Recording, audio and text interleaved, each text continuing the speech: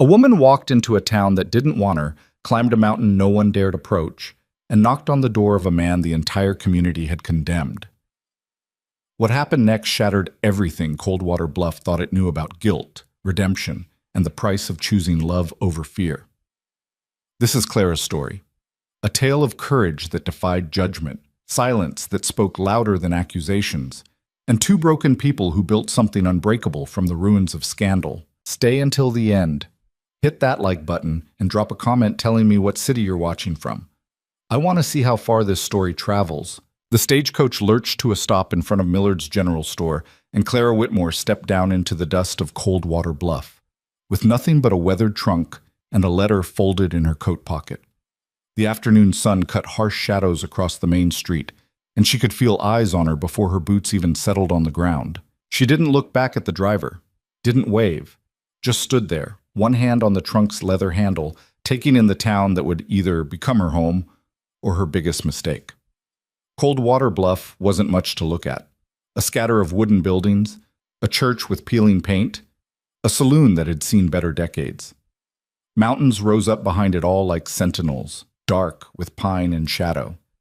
And somewhere up there, hidden in those trees, lived the man she'd come to marry. "You sure about this, miss?" The driver's voice carried skepticism and something that might have been concern. "Still time to get back on. Next town's only 3 hours east." Clara turned to face him. He was older, weathered, the kind of man who'd seen enough foolishness to recognize it on sight.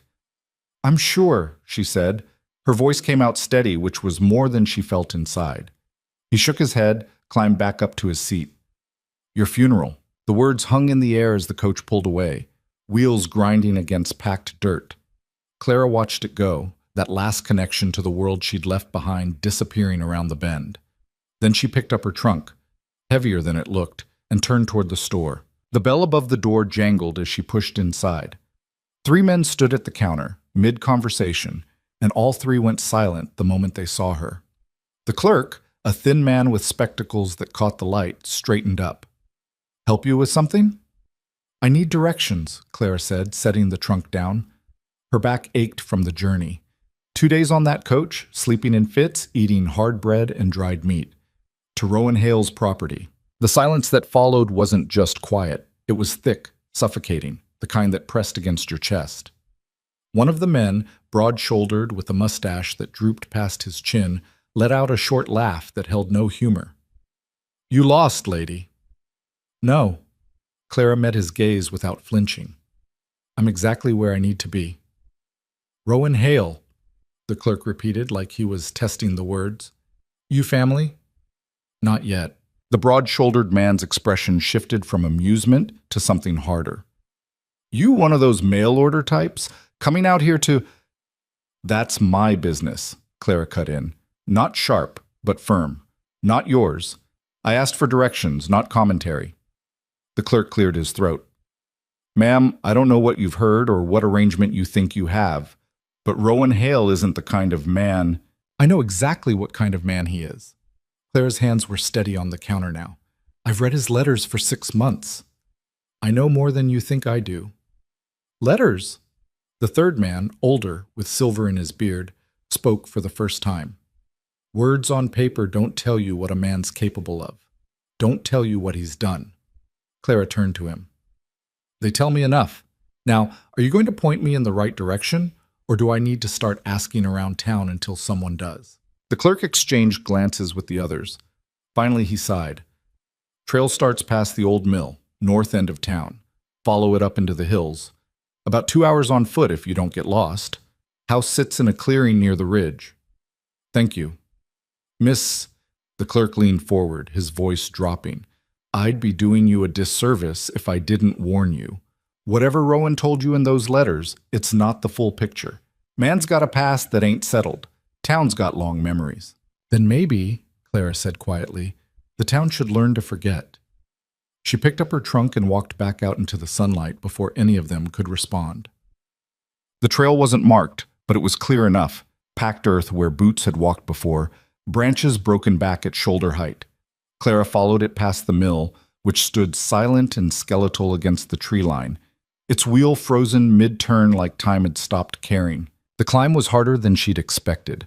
Her trunk kept catching on roots, and twice she had to stop and rest, sitting on fallen logs while her breathing steadied. The air thinned as she went higher, cooler, carrying the scent of pine and something else. Smoke, maybe, though she couldn't see any. She thought about the letters as she walked. 6 months of correspondence, started on a whim through an advertisement she'd seen in a Philadelphia newspaper. Man seeking companionship, remote location, honest work, no expectations beyond mutual respect. It had been the last line that caught her attention, the honesty of it, the lack of pretense. Rowan's first letter had been short, almost curt. He'd told her about the mountain, the isolation, the work he did cutting timber and hunting game. He hadn't mentioned why he lived alone. That came later, in the third or fourth exchange, when Clara had asked directly. There was a fire, he'd written. They said I started it. Burned down the Pritchard barn, killed 3 horses. I didn't. But proving innocence isn't the same as being believed. She'd written back asking why he stayed if the town had turned on him, because leaving would look like running. And I've done enough of that in my life. There was something in those words that resonated. Clara knew about running, knew about starting over in places that didn't ask questions. She'd been doing it since she was 16, since the day her father's debts caught up with him, and she'd found herself suddenly alone in a city that chewed up girls like her and spit them out, forgotten. She'd worked in factories, in kitchens, in boarding houses where the walls were thin and the pay was thinner. She'd saved every penny she could, kept her head down, learned how to be invisible. But invisibility got exhausting after a while. And then she'd seen that advertisement, and something in her chest had pulled tight with recognition. Maybe I'm tired of running too, she'd thought. So here she was, climbing a mountain to meet a man the world had decided wasn't worth knowing. The trees thinned as she reached higher ground, and suddenly the clearing opened up in front of her like a held breath released. The house wasn't much. Single-story, rough-hewn logs chinked with mud and moss. A stone chimney rose from one end, thin smoke curling from it into the gray sky. There was a shed off to the side, tools leaning against it, and a woodpile stacked neat and high. Everything about the place spoke of function, of survival stripped down to its essentials. And standing in front of the house, axe in hand, was Rowan Hale. He didn't move as Clara approached, just stood there, watching her with an expression she couldn't quite read. He was taller than she'd imagined, broad across the shoulders, with dark hair that fell past his collar, and a beard that hadn't seen a razor in months. His clothes were worn, but clean. Flannel shirt, canvas pants, boots that had walked 1,000 miles. But it was his eyes that stopped her. Dark, guarded, carrying a weight that letters could never fully convey. Clara. Her name came out flat, not quite a question. Rowan. She set the trunk down, her arms grateful for the relief. I made it. Shouldn't have. The words landed hard, but Clara didn't flinch. You wrote me. Told me how to find you. I also told you to reconsider. He leaned the axe against the chopping block, wiped his hands on his pants. Multiple times. And I told you I'd made up my mind. Rowan exhaled through his nose, a sound caught between frustration and something else. He looked past her, toward the trail she'd climbed. Anyone see you come up? The men in the store. They weren't thrilled about giving directions. I bet. He turned back to her, and for the first time she saw something crack in that guarded expression. Uncertainty, maybe. Or fear. You don't know what you're walking into. Then tell me. I did. In the letters. You told me facts, Clara said. You told me about a fear and an accusation and a town that wouldn't listen. You didn't tell me what it cost you. Rowan's jaw tightened. What it costs me is my business. Not if you're asking me to stay here. Not if you're asking me to be part of this. For a long moment, neither of them spoke. The wind moved through the trees, carrying the scent of coming rain. Somewhere in the distance, a bird called out, shrill and lonely. Finally, Rowan nodded toward the house. You hungry? It wasn't an answer, but it was something. Inside, the house was spare but not uncomfortable. A single room divided by function. A bed in one corner, a table, and 2 chairs in another, a cast-iron stove against the wall. Shelves held supplies, canned goods, flour, salt, coffee. A rifle hung above the door, within easy reach. Rowan moved to the stove, his movements efficient, practiced. He didn't look at Clara as he worked, but she could feel him tracking her presence, aware of every shift and breath. "Sit," he said, nodding toward the table. Clara did, lowering herself into the chair carefully. Her legs ached from the climb. She watched as Rowan pulled out bread, cheese, dried venison. Simple food, but more than she'd had all day. He set the plate in front of her, then took the other chair, his own plate smaller. They ate in silence, the only sound the scrape of knife against wood and the occasional pop from the stove. "You're quieter than I expected," Rowan said eventually. Clara looked up. "So are you." "I don't talk much anymore. Gets easy, living alone." "I can imagine." "Can you?" There was an edge to the question. "Really?" Clara set down her knife. "My father drank himself to death when I was 16, left me with nothing but his debts, and a landlord who didn't care that I was barely more than a kid. I spent the next 10 years moving from city to city, taking whatever work I could find, sleeping in rooms so small I could touch both walls at once. I know what alone feels like. Maybe not the same way you do, but I know it." Rowan studied her, his expression unreadable. "That why you answered the ad? Looking for something different?" "Looking for something real." "Real." He let out a short, bitter laugh. "Nothing real about this, Clara. You're chasing a story you made up in your head from letters that can't tell you the whole truth." "Then tell me the whole truth now." "Why? So you can decide I'm not worth the trouble and head back down that mountain before dark? Or so I can decide to stay?" The word hung between them, stay, and Clara saw something flicker across Rowan's face. Hope, maybe, buried so deep he didn't recognize it himself. He pushed back from the table, stood, walked to the window. Outside, the light was fading, the sky turning the color of bruised fruit. "The fire happened 3 years ago," he said, his back to her. "August. Drought had the whole valley dried out, and everyone was on edge about sparks. I'd been working on the Pritchard place earlier that week, fixing a fence line. We'd had words, nothing serious, just the usual back and forth about pay and hours. But when that barn went up, when those horses died screaming, everyone remembered those words." Clara stayed quiet, letting him talk. "Sheriff brought me in, asked questions I'd already answered. Where was I that night? Could anyone verify? Did I have reason to want Pritchard hurt?" Rowan's hands curled into fists against the windowsill. "I told them the truth. I was here, alone. No witnesses, no alibi.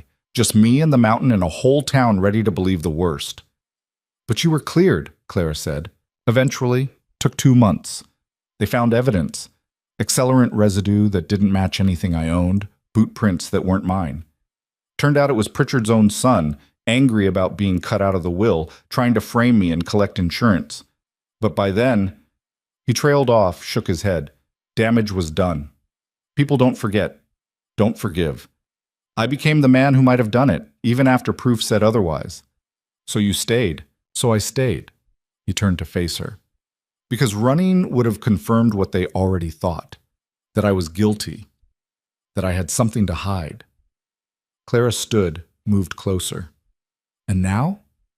Now I live alone on a mountain, and the town pretends I don't exist, which is fine by me." "Is it?" Rowan's expression hardened. "What do you want me to say, Clara? That I'm lonely? That I put that ad in the paper because the silence was starting to eat me alive? That I wrote those letters to you because it felt like talking to someone who didn't already know my name and hate it? I want you to say the truth. The truth is you shouldn't be here. The truth is I'm not the man you think I am. The truth is—" He stopped, jaw working. "The truth is I don't know how to do this anymore, how to be around people, how to let someone in."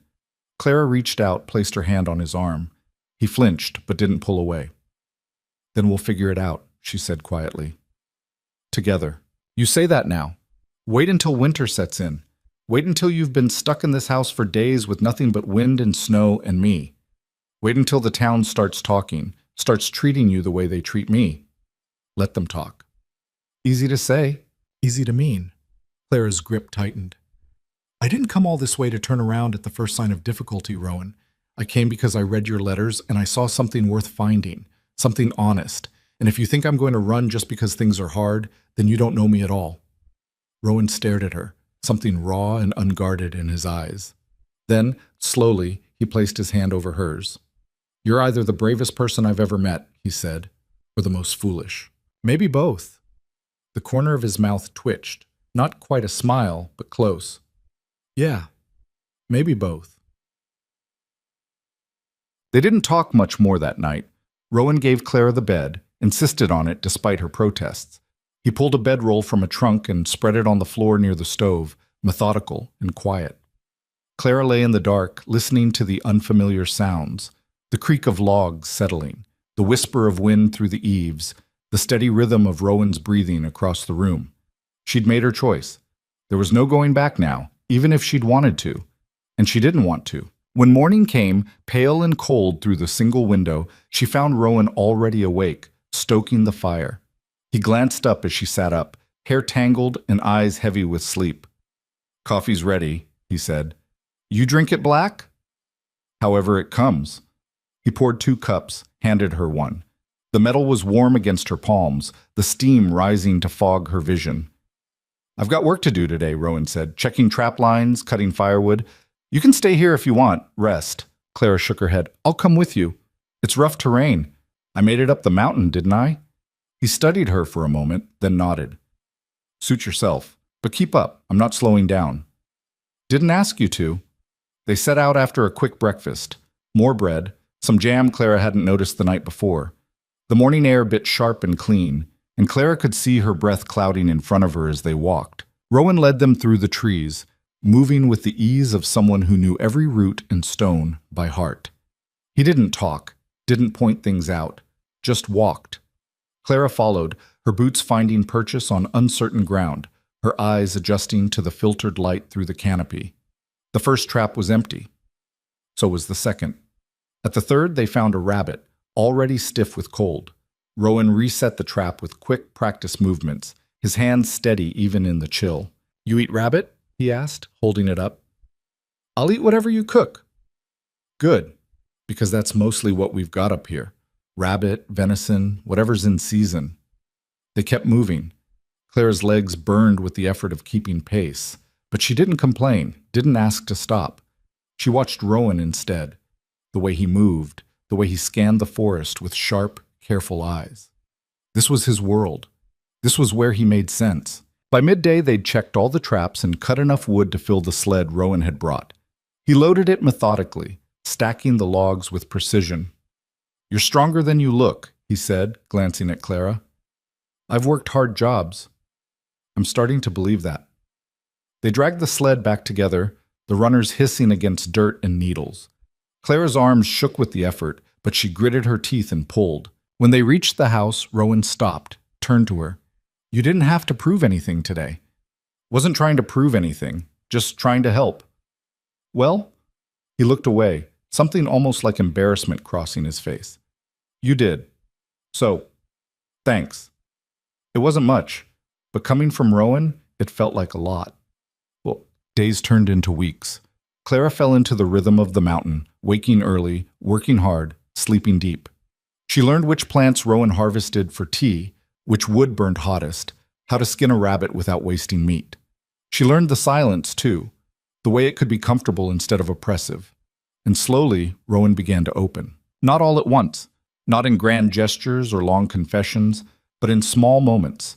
A comment about the weather, a story about a deer he'd seen once, a question about her life before. They cooked together, ate together, worked together. And somewhere in all that, the walls started to come down. One evening, as they sat by the fire, Rowan asked, "You ever regret coming here?" Clara looked up from the socks she was mending. "No. You? Regret writing those letters?" "Sometimes." He poked at the fire with a stick, sending up sparks. "But then you do something stubborn, and I remember why I did it." "Stubborn?" "You walked up a mountain with a trunk full of your whole life. You didn't know me. Didn't know if I'd even let you in the door. That's not brave, Clara. That's stubborn as hell." She smiled. "I'll take that as a compliment." "It is." They lapsed into comfortable quiet, the fire crackling between them. "Can I ask you something?" Clara said eventually. "Depends on the question." "Why didn't you leave? After everything. Why stay here where people hate you?" Rowan was quiet for a long time, then, "Because if I left, they'd win. They'd get to write the story, say I ran because I was guilty, and I'm not giving them that. I'm not giving them me. Clara nodded slowly. I understand that. Do you? My whole life, people have told me who I was supposed to be. Quiet, grateful, small, and I spent years trying to fit into that space. But it never felt right. Coming here, she met his eyes. This is the first time I felt like I could be something other than what people expected. Rowan's expression softened. Yeah, I get that. Outside, the wind picked up, rattling the shutters. Winter was coming. Clara could feel it in the air, in the way the cold settled deeper each night. Storm's rolling in, Rowan said, reading the wind like a language. Could be a rough one. We ready for it? We will be. We. The word settled warm in Claire's chest. They spent the next day securing everything, stacking more wood, checking the roof for weak spots, bringing in extra supplies from the shed. By evening, the first flakes were falling, fat and slow. Clara stood in the doorway, watching the snow blanket the clearing. Behind her, Rowan moved about the house, lighting lamps, stoking the fire. First snow, she said. Won't be the last. No. She turned to look at him. But it's still something. Rowan met her gaze, and for a moment something passed between them. An understanding, a recognition. They were in this together now. Whatever came next, they'd face it side by side. The storm lasted 3 days. 3 days of wind howling through the trees, of snow piling high against the door, of being trapped inside with nothing but each other for company. And it was fine. Better than fine, actually. They talked more in those 3 days than they had in the previous weeks combined. Rowan told her about his childhood, about a mother who'd died young and a father who'd taught him to hunt and fish and survive. Clara told him about Philadelphia, about the boarding house and the factory work, and the night she'd decided she was done being invisible. They played cards with a worn deck Rowan produced from somewhere. They read aloud from the few books he had.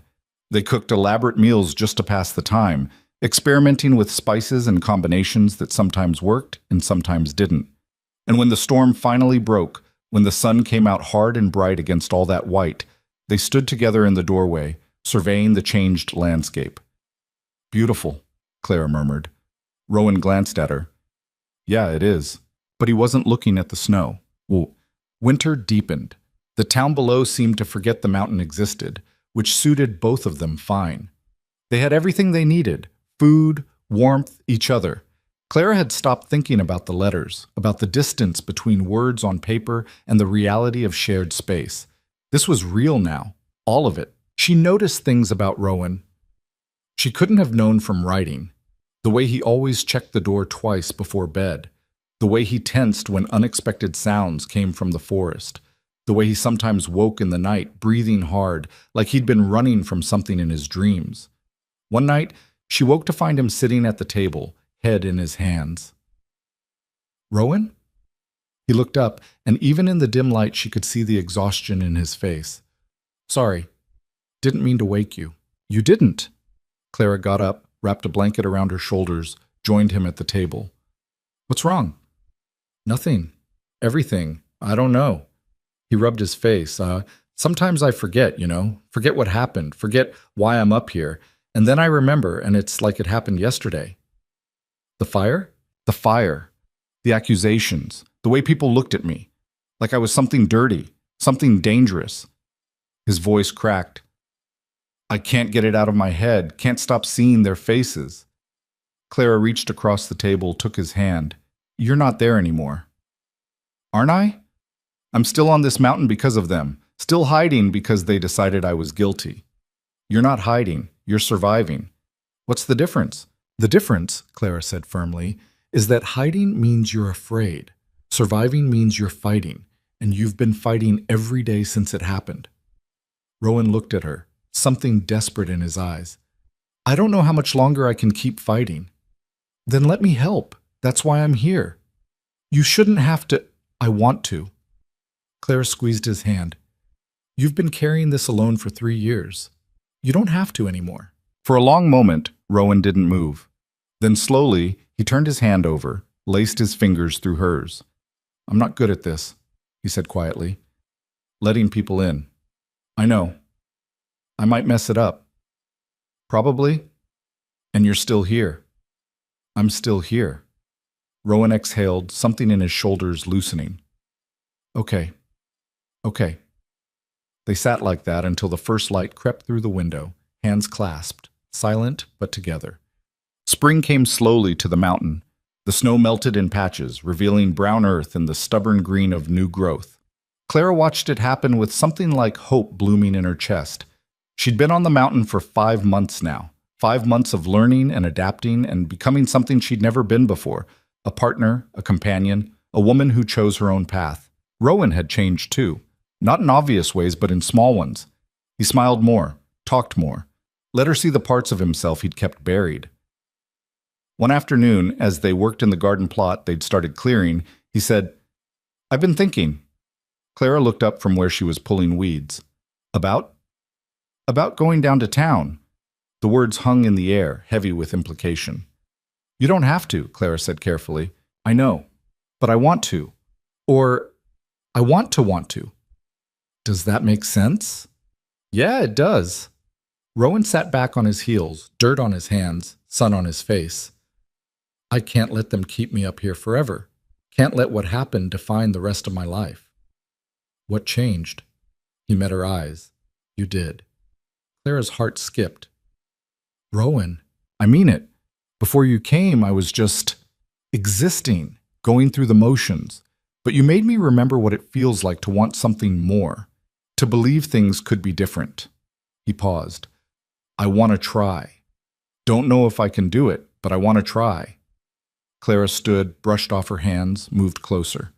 "Then we'll try together." "You'd come with me?" "Where else would I be?" Rowan stood too, and suddenly they were close, closer than they'd been before. Clara could see the flecks of gold in his dark eyes, the scar above his left eyebrow she'd never asked about. "Clara," he said, his voice rough. "Yeah?" "I don't know how to say this without sounding." "Then don't say it." She kissed him, simple, direct, honest. And after a moment's hesitation, Rowan kissed her back, his hands coming up to frame her face like she was something precious. When they pulled apart, both breathing harder, Rowan rested his forehead against hers. "Took you long enough," Clara murmured. A startled laugh broke from his chest. "Was waiting for the right moment. And I got tired of waiting." They stood like that, wrapped in each other, the garden forgotten around them. The decision to go to town wasn't made lightly. They discussed it over several days, weighing risks and benefits. What they would say. How they would act. Whether it was worth the potential cost. In the end, Clara made the argument that decided it. "You can't build a life in fear," she said, "and that's what this is. Fear dressed up as caution. You want to move forward, then you have to stop letting them hold you back." So they went. The trail down felt different than it had going up. Clara walked beside Rowan this time, not behind him. They didn't talk much, but their hands brushed occasionally, a reminder of shared purpose. When they emerged at the edge of town, Clara saw Rowan's shoulders tense, his jaw set. "Hey," she said quietly. "You're not alone." He nodded, didn't speak, but his hand found hers and held on tight. They walked down the main street together. It was market day, and people crowded the square, farmers selling produce, women buying cloth, children running between stalls. The first person to see them was Mrs. Chen, who ran the fabric shop.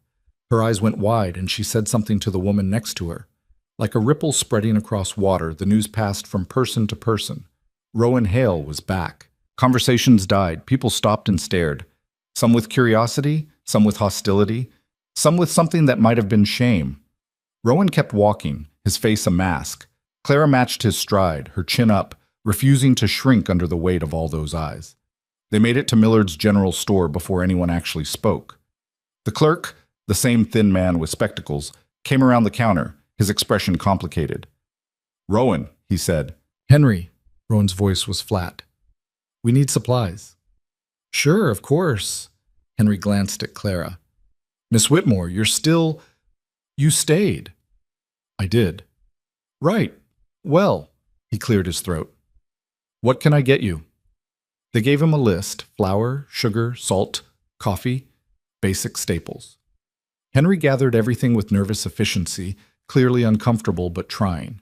As he tallied the cost, the door opened behind them. Clara turned to see a man in his 60s, silver-haired, wearing a star on his vest. The sheriff. "Rowan," he said. Not friendly, but not hostile either. "Been a while?" "Sheriff Dalton." "Heard you were living up on the ridge still." "You heard right." Dalton's eyes moved to Clara. "And you are?" "Clara Whitmore." "She's with me," Rowan said, an edge to the words.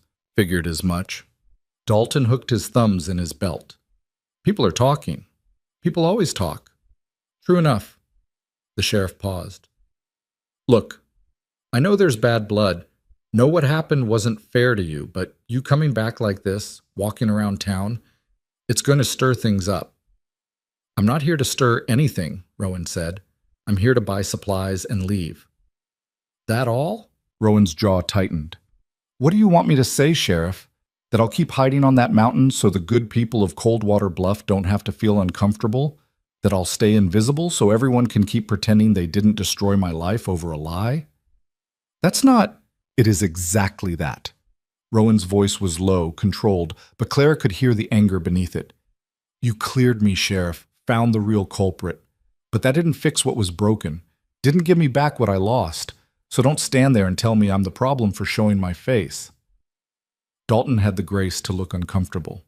"You're right. I'm sorry. What happened to you?" He shook his head. It wasn't justice. Not the kind that matters. The admission hung in the air, surprising in its honesty.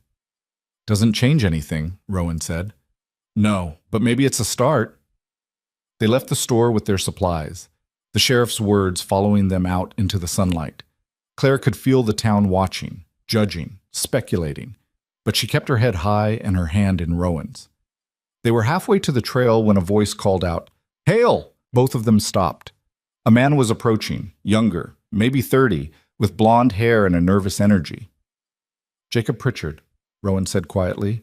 "The son, the one who'd actually started the fire." "I need to talk to you," Jacob said, stopping a few feet away. "We've got nothing to say. Please, just 5 minutes."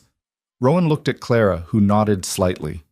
They didn't have to do this, but maybe they should. 5 minutes, Rowan said. Jacob glanced around, clearly aware of the attention they were drawing. "Not here. Can we—" "There's an alley behind the mercantile." They followed him, Clara's instincts on alert. But when they reached the relative privacy of the narrow space between buildings, Jacob just stood there, hands shaking. "I'm sorry," he said. "I know that doesn't mean anything. I know I can't take back what I did, but I need you to hear it. I'm sorry." Rowan's expression was unreadable. "You're sorry. I was angry. At my father, at the world, at everything. And you were there, and it was easy to point the finger, easy to let you take the fall." Jacob's voice cracked. "I told myself it didn't matter, that you were strong, that you'd be fine, but I destroyed your life. I know that now." "You did?" Rowan agreed. "And saying sorry doesn't fix it." "I know, but I had to try. I had to—" Jacob looked at the ground. "I've been carrying this for 3 years. The guilt, the shame. And I'm not asking for forgiveness. I don't deserve it. I just needed you to know that I see what I did. I understand what I took from you." Clara watched Rowan's face, saw the war happening behind his eyes. This was the man who'd ruined him, who'd stolen his life and let him suffer. But this was also just a kid who'd made a terrible mistake and had to live with it. "I appreciate you telling me," Rowan said finally, "but appreciation isn't forgiveness. I'm not there yet. Don't know if I ever will be." "I understand." "Good." Rowan turned to leave, then stopped. "Jacob?" "Yeah?" "You carrying that guilt? That shame?" "Good. You should. Maybe it'll keep you from doing something like that again." Jacob nodded, eyes wet. "It will. I promise it will." They left him there and walked back toward the trail, neither of them speaking until they were well away from town. "You okay?" Clara asked. "I don't know. Ask me tomorrow." "Fair enough." They climbed in silence, the weight of the day settling over them like the coming dusk. When they reached the house, Rowan set down the supplies and went straight to the woodpile, grabbing the axe. Clara watched as he split log after log, working with a fierce, focused energy. She didn't try to stop him, didn't say anything, just let him work it out. When he finally stopped, sweating and breathing hard, she brought him water. "Thanks," he said, drinking deep. "You want to talk about it?" "Not really, but I probably should." They sat on the porch steps, the evening air cool against their skin. "I thought I'd be angrier," Rowan said, seeing him, hearing him apologize. "I thought I'd want to hit him, but I just felt tired." "Anger takes energy." "Yeah, and I'm tired of giving him that much of myself." Rowan looked at her. "He doesn't get to live in my head anymore. Doesn't get to define who I am." "No," Clara agreed. "He doesn't. It's strange. I came up here to hide from them, and you came up here to find me, and now we're figuring out what comes next. Together. Together." Rowan took her hand, pressed it to his lips. "I love you. I should have said it before. Should have said it weeks ago. But I'm saying it now. I love you, Clara Whitmore." Tears pricked Clara's eyes. "I love you too." They sat like that as the sun set, as the stars came out, as the mountain settled into its ancient rhythms around them. The past wasn't gone. The scars weren't healed, but they were moving forward, and that, Clara thought, was enough. For now, it was more than enough. The next morning brought rain, cold, persistent, the kind that seeped through everything. Clara woke to the sound of it drumming against the roof, a steady rhythm that filled the small house. Rowan was already up, standing by the window with a cup of coffee, watching the water stream down the glass. "Sleep okay?" he asked without turning. "Better than I expected." Clara sat up, pulling the blanket around her shoulders. The air held a damp chill despite the fire burning low in the stove. "You? Good enough." She could tell by the set of his shoulders that he was lying, but she didn't push. Yesterday had been a lot. The trip to town, the confrontation with Jacob, all those eyes watching and judging. Some things needed time to settle. Clara joined him at the window, accepted the second cup of coffee he'd already poured for her. Outside, the clearing had turned to mud, the trees dripping and gray. "We're stuck inside today," Rowan said. "Rain like this, the trail'll be a mess. Not safe." "That's fine, there's plenty to do here." "Like what?" Clara gestured around the small house. "When's the last time you properly organized this place? Those shelves are a disaster, and I notice the door sticks when it's humid. Probably needs the hinges adjusted." Rowan's mouth twitched. "You planning to fix everything that's broken?" "Just the things I can reach." He turned to look at her then, something soft in his expression. "What did I do to deserve you?" "Nothing. That's the point." Clara set down her cup, moved closer. "You don't have to earn this, Rowan. You don't have to be perfect or fixed or anything other than what you are." "And what am I?" "Mine." The word came out bold, certain. "If you'll have me." Rowan reached for her, pulled her close, buried his face in her hair. Yeah, I'll have you." They stood like that while the rain continued its assault on the roof, two people holding on to each other against everything the world had thrown at them. Eventually, Clara pulled back. "Come on, let's tackle those shelves before I lose my nerve." They spent the morning reorganizing, moving canned goods, checking dates, consolidating supplies. It was mindless work, the kind that let them talk without the pressure of eye contact. "Tell me about Philadelphia," Rowan said as he handed her jars of preserves. "You mentioned the boarding house, but what was it like? The city?" Clara paused, a jar of peaches in her hand. "Loud, crowded. Everything moved fast, and if you didn't keep up, you got left behind. I worked in a textile factory for 2 years, 12-hour shifts, 6 days a week. The noise from the machines was so constant that when I'd leave, my ears would ring for hours." "Sounds awful."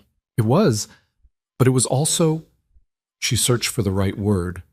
"Alive, there were theaters and restaurants and people from everywhere. You could walk down one street and hear 5 different languages. I'd never seen anything like it." "Why'd you leave?" Clara was quiet for a moment, arranging jars with more care than necessary. "There was a man, Mr. Brennan. He owned the factory where I worked, started paying attention to me about a year in, compliments at first, then gifts I couldn't accept, then implications that my job might depend on being receptive to his interest." Rowan's jaw tightened. "What happened?" "I told him no, clearly, publicly. He didn't take it well. Clara's voice went flat. I lost my job the next day, blacklisted from the other factories too. He had connections. Suddenly I couldn't find work anywhere. Had to leave the boarding house because I couldn't pay rent. Ended up in a charity shelter for a while, which was... She shook her head. I learned real fast that being principled doesn't keep you fed. How'd you get out? Took whatever jobs I could find. Washing dishes, cleaning houses, mending clothes. Saved every penny for months. Finally had enough to get a room in a different part of the city, somewhere Brennan's influence didn't reach. Found work in a bakery. It paid less, but it was honest. Clara looked at Rowan. That's when I saw your advertisement, and I thought, here's a man asking for honesty. Not perfection, not submission, just honesty. And you answered. And I answered. She handed him the jar of peaches. Best decision I ever made. Rowan set the jar on the shelf, then turned to face her fully. You never told me that part. About Brennan. Didn't seem relevant. It's relevant to me. His hands curled into fists. Man like that should what? Face consequences? Clara laughed, but it held no humor. Men like Brennan don't face consequences. They have money, power, connections. They do what they want, and the rest of us just survive it. That's not right. No, but it's real. She touched his arm. I'm not telling you this to make you angry. I'm telling you because you asked who I was before I came here. That's part of it. The woman who learned that fighting back costs you everything, but not fighting costs you more. Rowan pulled her close again, fierce and protective. He ever comes near you? He won't. I'm up a mountain in a town he's never heard of, with a man who'd probably kill him if he tried. Clara felt Rowan tense. I'm joking, mostly. I wouldn't kill him. A pause. Might break a few things, though. My hero. They finished the shelves in comfortable silence, then moved on to the door. Rowan pulled it off its hinges with practiced ease while Clara watched, handing him tools when he needed them. You're good at this, she observed. Building things, fixing things. Had to be. Living alone up here, there's no one else to do it. Did you always want to live in the mountains? Rowan shrugged, using a plane to shave down where the wood had swollen. Not always. When I was younger, I thought I'd leave Coldwater Bluff. See other places. Maybe become a carpenter, work in one of the bigger towns. He tested the door, shaved a bit more. But then my father got sick. Someone had to run his trap lines, maintain the property he had up here. By the time he passed, I was already settled into the routine. You miss him? Every day. Rowan's voice went rough. He was a hard man. Didn't say much, didn't show affection easy, but he was fair. Taught me everything I know about surviving, about being self-sufficient. Sounds like a good father. He was. Not perfect, but good. Rowan fitted the door back into place, tested the swing. Smooth now, no sticking. There. That should hold. Clara admired his work. What would he think? About all this? About me? He'd like you. Probably tell me I was punching above my weight. You are. Rowan shot her a look. Getting cocky, aren't you? Just honest. You said you wanted honesty. Careful what you wish for, right? They made lunch together. Soup from vegetables Clara had stored, bread Rowan had baked 2 days ago. The rain continued outside, relentless, turning the world beyond the windows into watercolor blurs. Can I ask you something? Clara said as they ate. Seems to be the theme today. When you wrote that first letter, the one answering my response to the advertisement, what made you actually send it? You could have just written it and thrown it away. Rowan considered this, spooning soup slowly. I almost did. Wrote 3 different versions, actually. First one was too formal, like a business transaction. Second one was too desperate, I guess. Made me sound pathetic. And the third? The third was honest. Said I lived on a mountain. Said I'd been accused of something I didn't do. Said I wasn't looking for pity or rescue, just someone who might understand what it meant to choose a hard path. He met her eyes. I figured if that scared you off, better to know early. It didn't scare me. It made me want to know more. Why? Clara set down her spoon. Because everyone else was advertising for perfect wives. Women who could cook and clean and keep quiet. Women who'd be grateful for any man who'd have them. And here you were, basically saying, my life is difficult and isolated and possibly dangerous, and I'm not going to lie about that. It was refreshing. Most people would call it stupid. Most people are afraid of the truth. And you're not? I'm terrified of it. But I'd rather be terrified and honest than comfortable and lying. Rowan reached across the table, took her hand. We're quite a pair, aren't we? Yeah, we really are. The afternoon stretched long and gray. They read, Clara working through a collection of essays Rowan had, him tackling a manual on advanced carpentry. The fire crackled, the rain drummed. It was peaceful in a way Clara had never experienced before, this quiet domesticity. Around dinner time, Rowan stood and stretched, his back popping. I need to check on something in the shed. You okay here? I'll start on dinner. He pulled on his coat, darted out into the rain. Clara watched through the window as he disappeared into the shed, then turned to the task of preparing their meal.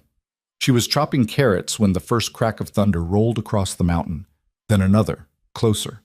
The rain intensified, going from steady to violent in seconds. Clara moved to the window, worried. Lightning flashed, illuminating the clearing in stark white. She couldn't see the shed clearly through the downpour. Minutes passed. 5. 10. The storm showed no signs of letting up. Just as Clara was debating whether to go check on him, the door burst open. Rowan stumbled in, soaked through, something large and dark draped over his shoulders. Help me, he said, and Clara realized what he was carrying. A dog. Massive, black and brown, barely conscious. What? Where did... Found him collapsed near the shed. Think he's been out there a while. Rowan laid the animal carefully on the floor near the fire. Get me towels, and that old blanket from the chest. Clara moved fast, grabbing what he needed. Up close, she could see the dog was in bad shape. Ribs showing, fur matted with mud and blood, one ear torn. Is he dying? She asked. Not if I can help it. Rowan's hands moved over the dog with surprising gentleness, checking for injuries. Looks like he got in a fight, maybe with a bear, based on these claw marks. Lost, probably. Been wandering. Can we save him? Don't know yet. Rowan found a gash along the dog's side, deep but not fatal. Get me the medical kit. Top shelf, left side. Clara retrieved it. A battered tin box filled with bandages, thread, alcohol. Rowan cleaned the wound, working with steady precision while the dog whimpered but didn't fight. Easy, boy, Rowan murmured. Easy. You're safe now. Clara helped where she could, holding the dog's head, keeping him still.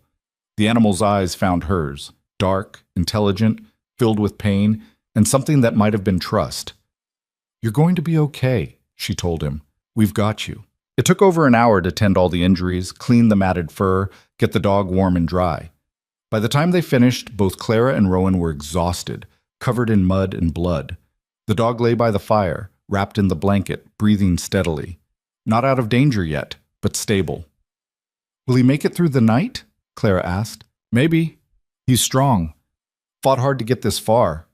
Rowan washed his hands in the basin, scrubbing at the blood. We'll take turns watching him. Make sure he doesn't take a bad turn. You're good at this. Had to patch myself up enough times. Animals aren't that different. They ate a late dinner, both of them keeping an eye on their unexpected guest. The dog slept, his breathing evening out as the warmth and care worked their magic. What if he belongs to someone? Clara asked. No collar, no brands, and he's too wild to be from town. I'd recognize him. Rowan glanced at the animal. More likely he's been living rough for a while. Some dogs go feral, can't handle being around people. Others just get lost and never find their way back. But he came to you. Came to shelter. Probably smelled the smoke, knew fire meant people, took a chance. Clara looked at the dog, then at Rowan. We should keep him. Clara, I'm serious. Look at him. He needs us. And maybe, she hesitated, maybe we need him too. Rowan was quiet for a long moment. A dog's a responsibility. Food, care, training can't just decide on a whim. This isn't a whim. This is recognizing when something's meant to be. You believe in that? Meant to be? I believe in second chances. I believe in taking in strays. Clara smiled. After all, you took me in. That's different. Is it? Rowan looked at the dog again, something softening in his face. If he makes it through the night, we'll see. One step at a time. Fair enough. Clara took the first watch, sitting by the fire with a book she didn't really read. The dog stirred occasionally, whimpering in his sleep. Each time Clara reached out, stroked his head gently, whispered reassurances. Around midnight, Rowan emerged from where he'd been dozing on the bed. "I'll take over. You need rest." "I'm okay." "Clara?" She relented, too tired to argue. Rowan took her spot, and she crawled into bed still wearing most of her clothes, too exhausted to change properly. She woke once in the deep hours of night, surfaced just enough to see Rowan still sitting vigil. He had one hand resting on the dog's side, feeling the rise and fall of breath. The firelight caught his face, and she saw worry there, care, the kind of tenderness he tried so hard to hide. Clara closed her eyes and drifted back under, feeling safer than she had in years. Morning came gray but dry, the storm having passed in the night. Clara woke to find Rowan asleep in the chair, head tilted at an uncomfortable angle, and the dog, awake, watching her with alert dark eyes. "Hey there," she whispered, not wanting to startle either of them. The dog's tail moved, just slightly, but it moved. Clara eased out of bed, approached slowly. The dog watched but didn't growl, didn't cower. She knelt beside him, offered her hand. After a moment's hesitation, he sniffed it, then licked her fingers once. "You made it," she said softly. "Good boy. Such a good boy." The small noise of approval woke Rowan. He jerked upright, immediately focused on the dog. "He's awake," Clara said unnecessarily. Rowan leaned forward, checked the bandages, felt for fever.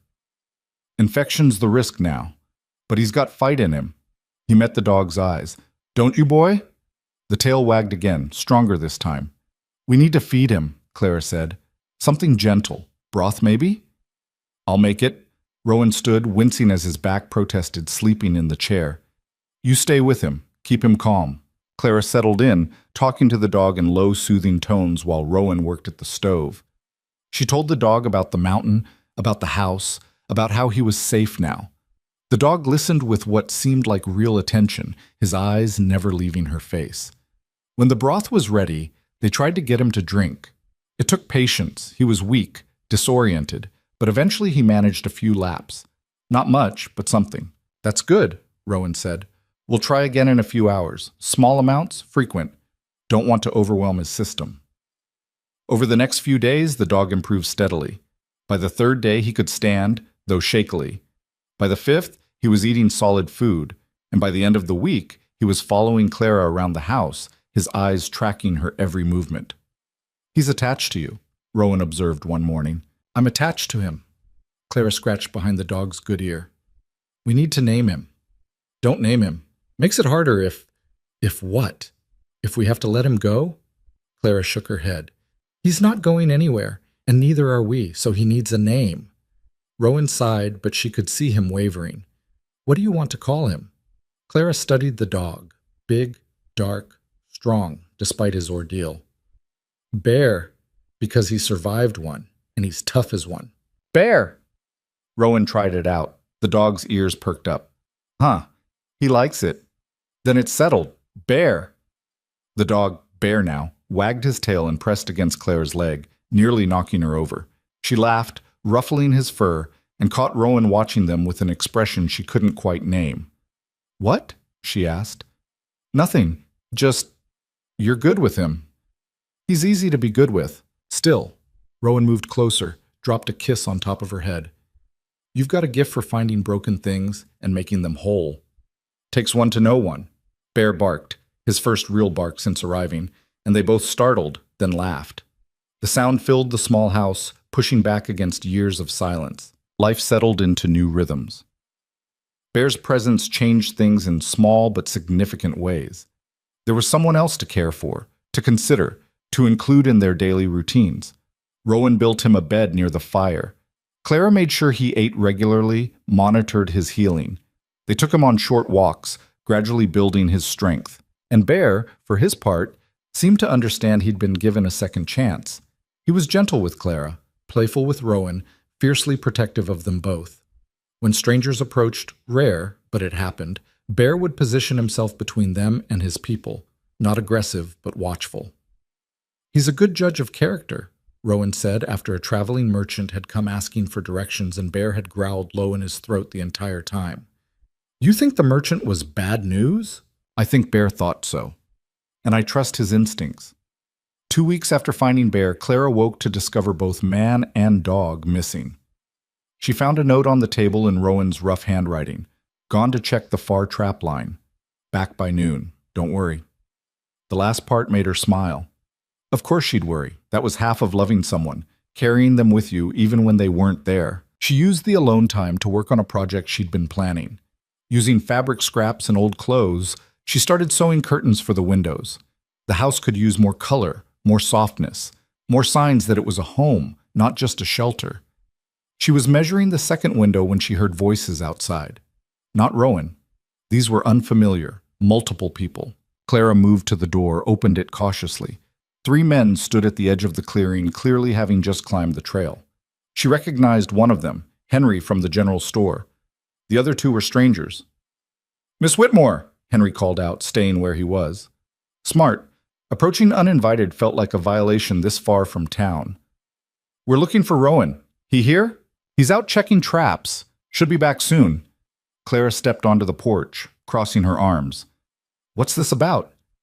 Henry glanced at his companions, uncomfortable. "There's been some trouble in town. We need to talk to him." "What kind of trouble?" "The Pritchard barn. There was another fire last night." Clara's stomach dropped. "And you think Rowan had something to do with it?" "No, I didn't say that." "You didn't have to." Anger flared hot in her chest. "You came all the way up here, 3 of you, to what? Accuse him again? Haven't you people done enough?" "Miss Whitmore, please." "No." Clara came down the porch steps, fury making her bold. "You listen to me. Rowan was cleared, proven innocent, and yet here you are, first thing that goes wrong, coming to his door like he's guilty until proven otherwise." Again, one of the strangers, older with a permanent scowl, spoke up. "Fire happened around midnight. We just want to know where he was." "He was here, with me, all night." "You're sure about that?" "I'm his wife." The lie came out smooth, protective. They weren't married yet, but that was a technicality these men didn't need to know. "Of course I'm sure." Henry's eyebrows went up. "You married him?" "Is that a problem?" "No, just we hadn't heard. Maybe because it's none of your business." Clara held her ground. "Rowan was here last night. We ate dinner, went to bed, woke up together this morning. He's been gone maybe 2 hours to check traps. So unless you think he ran down the mountain, set a fire, and ran back up before dawn, you're wasting your time." The scowling man wasn't convinced. "Convenient. You saying exactly what he'd want you to say." "I'm saying the truth, which is more than you did for him 3 years ago." "Now hold on." "No, you hold on." Clara's voice shook with rage. "You all turned on him, assumed the worst, destroyed his life over something he didn't do. And when the truth came out, when his name was cleared, did any of you apologize? Did any of you try to make it right? No. You just let him disappear up here, let him live in exile, and convinced yourselves it was what he wanted. Well, it's not. He stays because he's too proud to run, but that doesn't mean he deserves this, any of this." Silence fell over the clearing. Henry looked ashamed. The other 2 just looked stubborn. "We still need to talk to him," the scowling man insisted. "Then wait." Clara pointed to a spot away from the house. "Over there. Don't come closer. And when he gets back, you'll ask your questions respectfully, or you'll leave. Understood?" They understood. Or at least they moved to where she'd indicated and settled in to wait. Clara went back inside, her hand shaking now that the confrontation was over. She'd never spoken to anyone like that, never defended someone so fiercely. But the thought of them coming here, accusing Rowan again, bringing all that pain back, it had unlocked something protective and fierce. An hour later, Bear's bark announced Rowan's return. Clara watched through the window as he emerged from the tree line, Rabbit slung over his shoulder, Bear trotting at his side. She saw the moment he spotted the 3 men, saw him stop, his whole body going tense. Clara hurried outside. "Rowan." He looked at her, and she saw fear there beneath the anger. Not fear of the men, but fear of what they represented, of history repeating. "What's going on?" he asked quietly. "Another fire at the Pritchard place last night. They came to ask where you were." His face went carefully blank. And you told them? I told them you were here, with me, all night. Something flickered in his eyes. Gratitude, relief, love. Then he turned to face the three men who were approaching now. Rowan, Henry started, we need to... I was here, Rowan cut him off. Clara's already told you. I was here all night. Got witnesses if you need more than her word. Witnesses? The scowling man scoffed. Who? Rowan gestured to Bear, who'd positioned himself between his people and the strangers, hackles slightly raised. He was awake most of the night, healing still. I sat with him. Clara can confirm. A dog's not a witness. Maybe not. But Clara is. And if you're calling her a liar, we're done talking. Henry held up his hands. Nobody's calling anyone a liar, Rowan. We just had to check. With your history, my history of being falsely accused and proven innocent, Rowan's voice was cold. That history? It's just people talk. When something happens, your name comes up. Then people need to learn to shut their mouths. Clara stepped up beside Rowan, shoulder to shoulder. Unless you have actual evidence, unless you have any real reason to be here beyond gossip and old prejudice, I suggest you leave. The scowling man bristled. You can't. This is private property, Rowan said flatly, and you're not welcome on it. So, yeah, leave. Henry looked between them, seemed to make a decision. All right, we'll go. But Rowan, this is going to keep happening unless whoever's really doing it gets caught. You understand that, right? I understand you've got a problem in town that's not my responsibility to solve. Fair enough. Henry turned to his companions. Come on. We're done here. They left, disappearing back down the trail. Rowan and Clara stood together until they were sure the men were truly gone. Then Rowan turned to her. You called yourself my wife. I did. We're not married yet. Not officially. He pulled her close, fierce and sudden. Thank you for standing up for me, for sending them away. I'd do it again. I'd do it 100 times. I know. That's what scares me. Clara pulled back to look at him. What do you mean? You shouldn't have to defend me. Shouldn't have to lie for me. I didn't lie. You were here. You know what I mean. You're getting dragged into my mess, my past. It's not fair to you. Life isn't fair, Clara said simply. But I choose this. I choose you.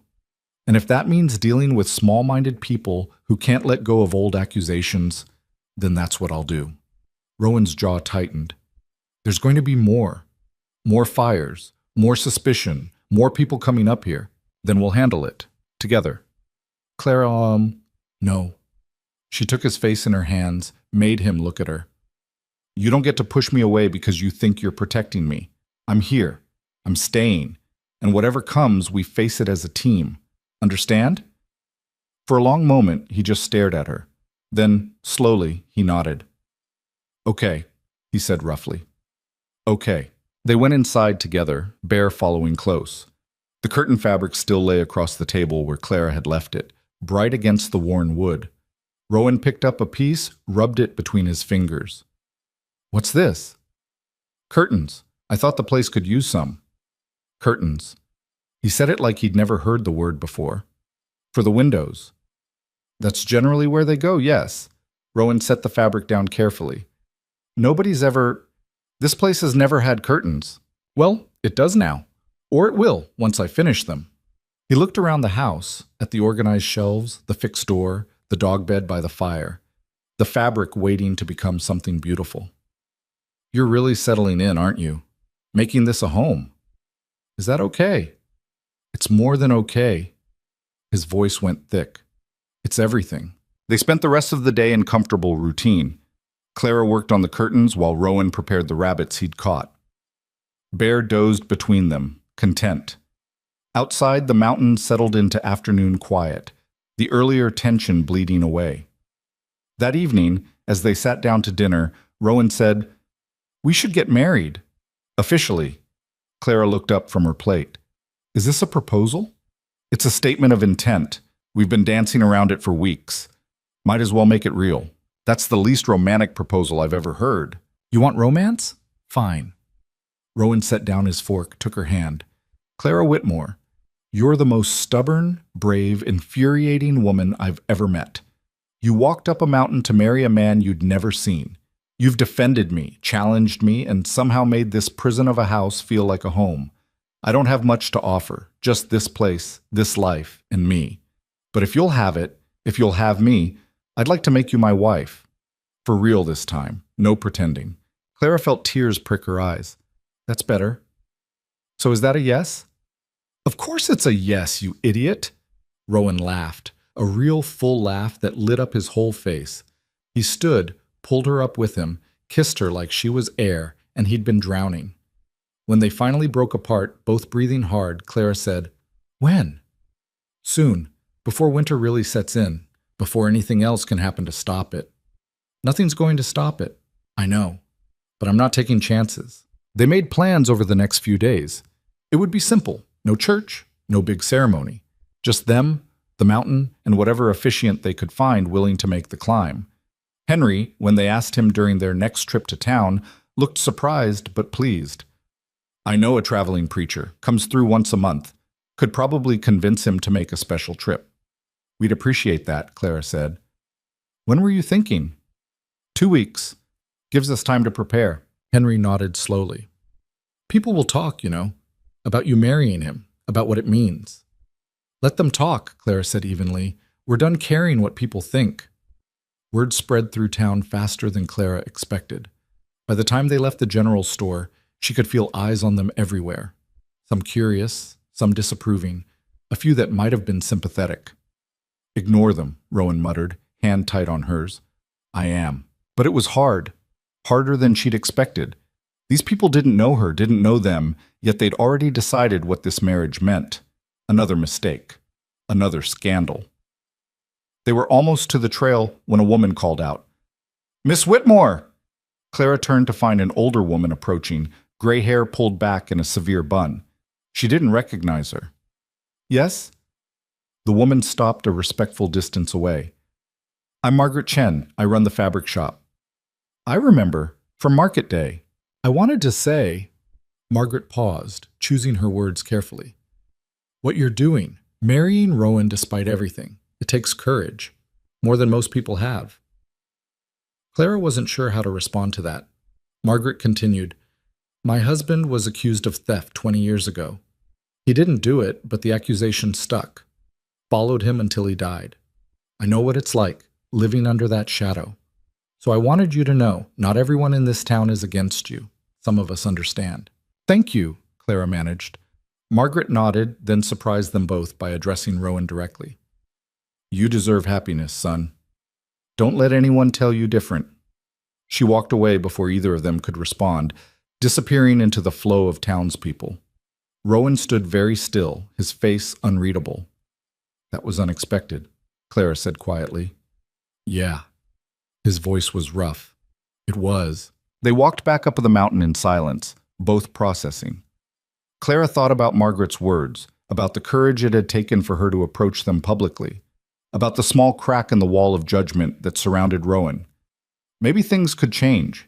Maybe not quickly, maybe not easily, but maybe. Back at the house, they threw themselves into wedding preparations. Rowan cleaned and organized with unusual intensity. Clara finished the curtains, hung them, then started on making herself a proper dress from fabric she'd bought in town. "You don't have to do all this," Rowan said, watching her work. "I want to. I want to look nice when we do this. You always look nice." "Sweet talker," he grinned. "I have my moments." The days passed quickly. The traveling preacher confirmed he'd come. They planned a simple meal afterward, nothing fancy, just good food and maybe some of the whiskey Rowan kept hidden in the back of a cabinet. 3 days before the wedding, Sheriff Dalton came up the mountain. Alone this time, hands visible and empty as he approached. "Rowan, Clara." "Sheriff." Rowan's voice was wary. "Something wrong?" "No, opposite, actually." Dalton pulled out a piece of paper. "We caught who's been setting the fires. Kid named Thomas Merrick. 17, got himself into some trouble gambling. Thought insurance fraud was the answer. Confessed this morning." Clara felt relief wash over her. "So it's over. The fire setting is—" "But Rowan—" Dalton looked uncomfortable. "I wanted to apologize. Properly. For coming up here with accusations. For not trusting Clara's word right off. And for—" He gestured vaguely. Everything that happened 3 years ago, the way you were treated, the way I let it happen. Rowan was very quiet. I should have fought harder for you, Dalton continued. Should have pushed back when people assumed the worst. Should have done a lot of things different. And I'm sorry, for what it's worth. It's worth something, Rowan said finally. Not everything, but something. Dalton nodded. That's fair. Anyway, I'll let you get back to your life. He started to turn, then stopped. Heard you two are getting married. Word travels fast. It's a small town. For what it's worth, congratulations. You deserve some happiness. After he left, Rowan sat on the porch steps, staring out at nothing. Clara joined him, waited. 2 apologies in 1 week, he said eventually, from people who spent 3 years pretending I didn't exist. Better late than never? Maybe. Or maybe they just feel guilty now that someone else got caught. Eases their conscience to say sorry. Clara considered this. Does it matter why they're apologizing if it's real? I don't know. Rowan rubbed his face. Part of me wants to tell them to go to hell. Part of me just wants to move on. Then move on. You don't owe them forgiveness, but you don't owe them anger either. You can just let it be what it is and focus on what's ahead. He looked at her. When did you get so wise? I've always been wise. You're just now noticing. Rowan pulled her close, kissed her temple. 3 more days. 3 more days, Clara agreed. And then they'd be married, officially and irrevocably bound together. Not because they had to be, not because it was expected or convenient, but because they chose it, because despite everything, the scandal, the isolation, the hard life on a mountain, they'd found something worth fighting for, each other. The morning of the wedding dawned cold and clear, the kind of autumn day where the sky looked like it had been scrubbed clean. Clara woke before sunrise, too nervous to sleep, and found Rowan already awake, standing by the window with Bear pressed against his leg. You having second thoughts? She asked quietly. He turned, and she saw the answer in his face before he spoke. No, you. Not even close.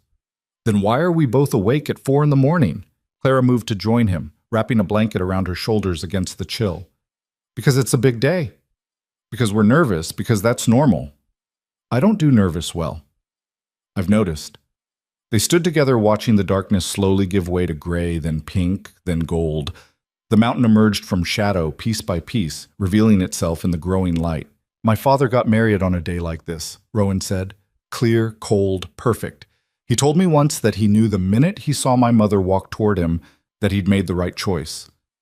That everything before that moment had just been leading him there. Clara leaned against his shoulder. You miss them both. Every day, but especially today. His voice went rough. Wish they could be here. Wish they could meet you. They'd like me, right? My mother would have loved you, would have told me I was lucky and didn't deserve you. A small smile. My father would have just nodded and said, she'll do, which, coming from him, was high praise. I'll take it. Rowan pulled her closer. They would have been proud of this, of us finding each other despite everything. We found each other because of everything, Clara corrected. The hard parts made us who we are. Yeah, I guess they did.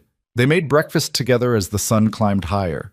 Eggs from the hens Clara had convinced Rowan to get 2 weeks ago, bread, coffee, strong enough to strip paint. Neither of them ate much. Too many nerves, too much anticipation. The preacher was due at noon. That left hours to fill, hours to get ready, hours to second-guess and worry and wonder if they were doing this right. Clara retreated to work on her dress, simple cream-colored fabric she'd sewn herself, nothing fancy but clean and new. She'd never been the kind of woman who dreamed about wedding dresses, but standing in front of the small mirror Rowan had hung for her, adjusting the fit, she felt something shift in her chest. This was real.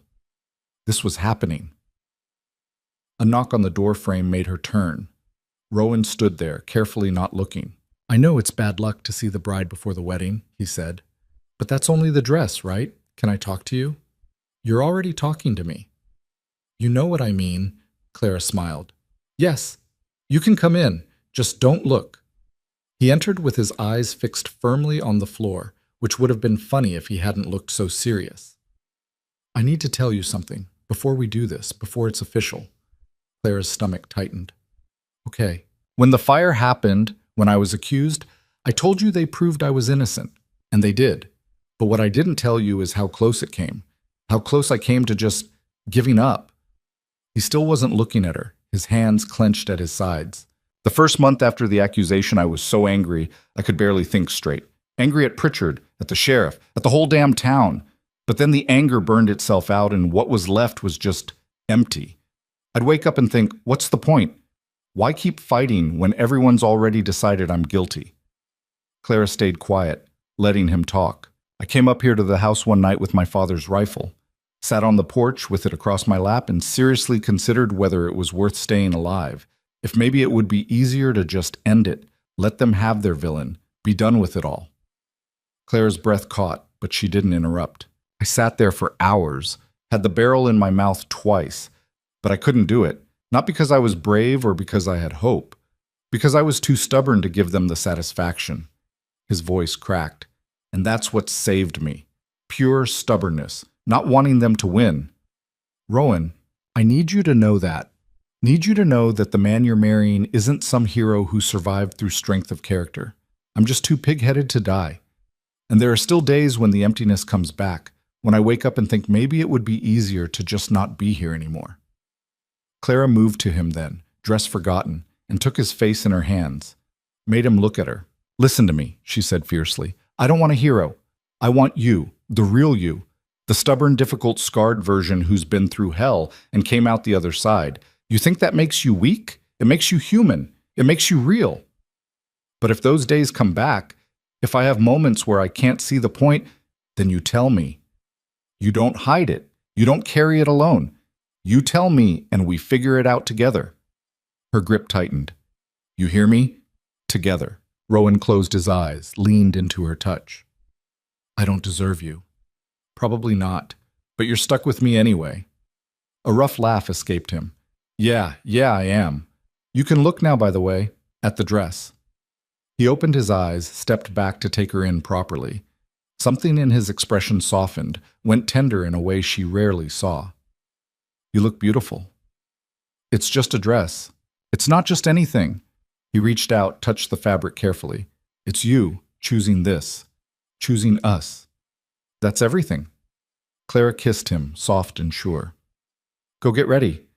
Preacher will be here soon and you're still in your work clothes." "Yes, ma'am." He left, and Clara turned back to the mirror. Her reflection stared back. A woman she barely recognized. Stronger than she'd been 6 months ago. Braver. More certain of who she was and what she wanted. She thought about Rowan's confession, about how close he'd come to giving up. Part of her was angry he'd kept that from her for so long. But a larger part understood. Some truths were too heavy to share until you were sure the person hearing them wouldn't run. She wouldn't run. Not now, not ever. By 11:30 they were both ready. Rowan had changed into his best clothes, still rough by city standards, but clean and carefully maintained. He'd shaved, trimmed his hair, looked almost civilized except for the wildness that would always live in his eyes. Clara wore her dress and the only jewelry she owned, a simple locket that had belonged to her mother. Bear had been brushed until his coat shone, though he seemed confused about why everyone was so tense. They waited on the porch, watching the trail. Minutes ticked by. Noon came and went. "He's late," Rowan said. "Give him time. It's a long climb." 12:30. 1 o'clock. Still no sign of the preacher. Rowan's jaw tightened with each passing minute. Clara could see him retreating inward, old defenses rising. "He's not coming," Rowan said finally. "You don't know that. I know how this works. He probably got to town, heard the gossip, decided he wanted no part of marrying a man like me. Rowan, it's fine. We don't need him. We don't need anyone." But it wasn't fine. Clara could hear the hurt beneath the anger, see the way his shoulders had drawn up tight. At 1:30, Bear started barking. They both turned to see a figure emerging from the trees, but it wasn't the preacher. It was Margaret Chen, the woman from the fabric shop, climbing steadily with a basket over her arm. She reached the clearing and stopped, breathing hard from the climb. "Sorry I'm late. Trail's harder than I remembered." Rowan and Clara exchanged confused looks. "Mrs. Chen," Clara started, "what are you doing here?" "Bringing you a wedding gift." Margaret held up the basket. "And possibly officiating, if you'll have me." "You're not the preacher," Rowan said. "No, but I'm authorized to perform marriages. Did it for years before my husband died, then let the certification lapse. Renewed it last week." She set the basket down. "The preacher you hired stopped in my shop this morning. Said he'd thought about it and decided he couldn't in good conscience marry a man of questionable character. His words, not mine." Rowan's face went flat. "Of course he did. So I told him he was a coward and a hypocrite, which he didn't appreciate. Then I went to the sheriff and had my certification rushed through.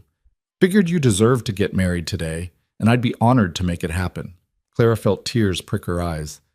"You did that for us?" "I did it because it's right, and because my husband would have wanted me to." Margaret pulled out a worn book from the basket. "Now, are we doing this or not? I didn't climb a mountain for nothing." Rowan looked at Clara.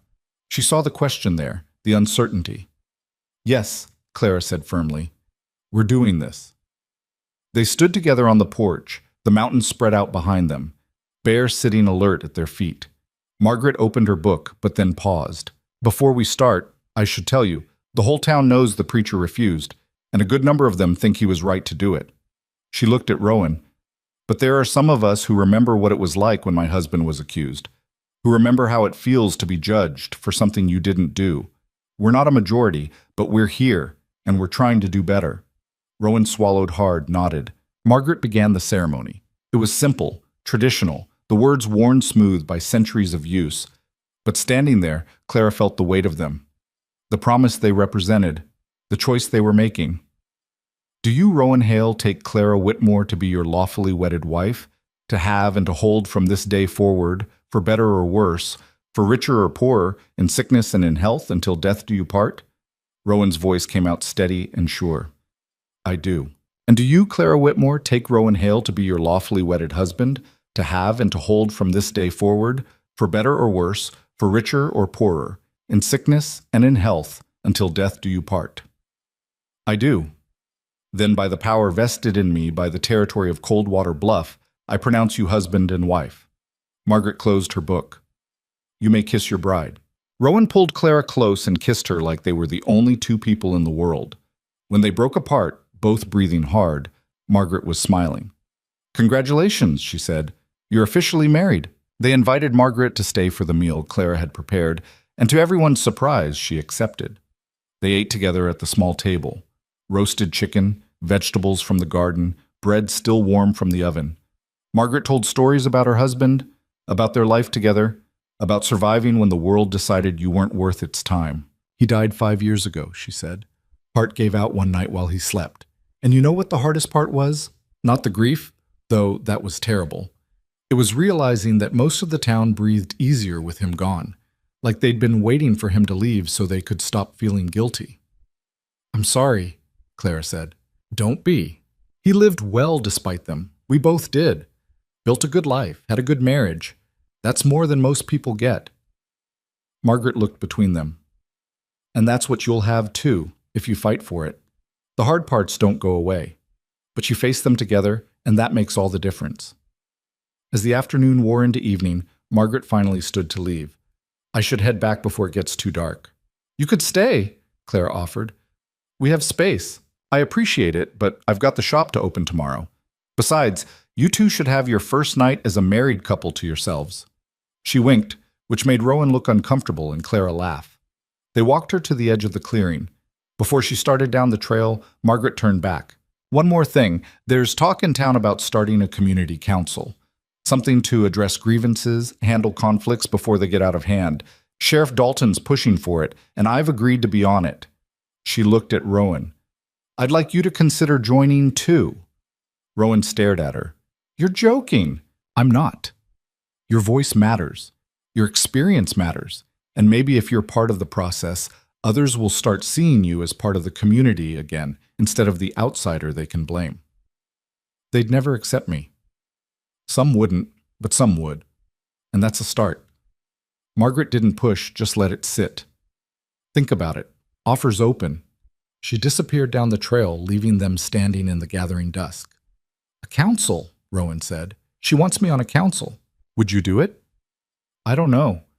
Maybe. Feels like inviting more trouble. Or maybe it's a way to stop running from it." Rowan looked at her.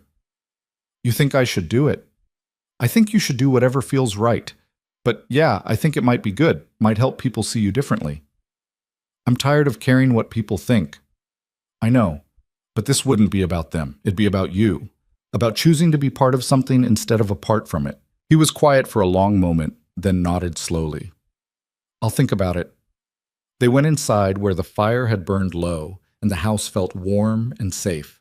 Clara changed out of her wedding dress carefully, hanging it up with more care than it probably deserved. When she emerged, Rowan had poured 2 glasses of whiskey. To us, he said, handing her one. To us, Clara echoed. They drank, the liquor burning smooth and warm. Then Rowan set down his glass and pulled Clara close. I need to tell you something else, he said. Something I should have said earlier but couldn't find the words. More confessions? More honesty. He took a breath. You asked me once why I put that advertisement in the paper. And I told you it was because the silence was eating me alive. But that wasn't the whole truth. Clara waited. The truth is, I was disappearing. Bit by bit, day by day, I was becoming less of a person and more of a ghost.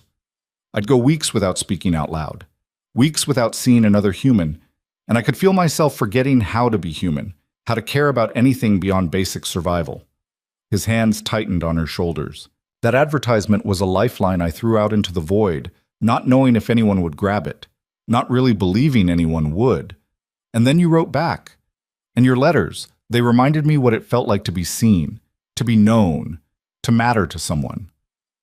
Rowan, I'm not finished. You saved my life, Clara. Not in some dramatic, immediate way. But slowly, letter by letter, day by day, you pulled me back from the edge. And I need you to know that. Need you to understand that whatever happens from here, you've already given me more than I ever thought I'd have again. Clara felt tears streaming down her face. You saved mine too. You just didn't know it. How? I was so tired of being small, of making myself invisible to survive, of accepting whatever scraps the world threw my way and being grateful for them. And then I read your letter, that first one, where you said you weren't looking for someone to save you or fix you, just someone who could stand beside you. And I realized I'd been looking for that too. Someone who wanted a partner, not a servant. Someone who saw me as an equal. She kissed him, tasting salt and whiskey. We saved each other, she said. That's how this works. They made love for the first time as husband and wife, slow and tender, learning each other in ways letters could never convey. And afterward, lying tangled together in the narrow bed, Clara felt something settle deep in her bones.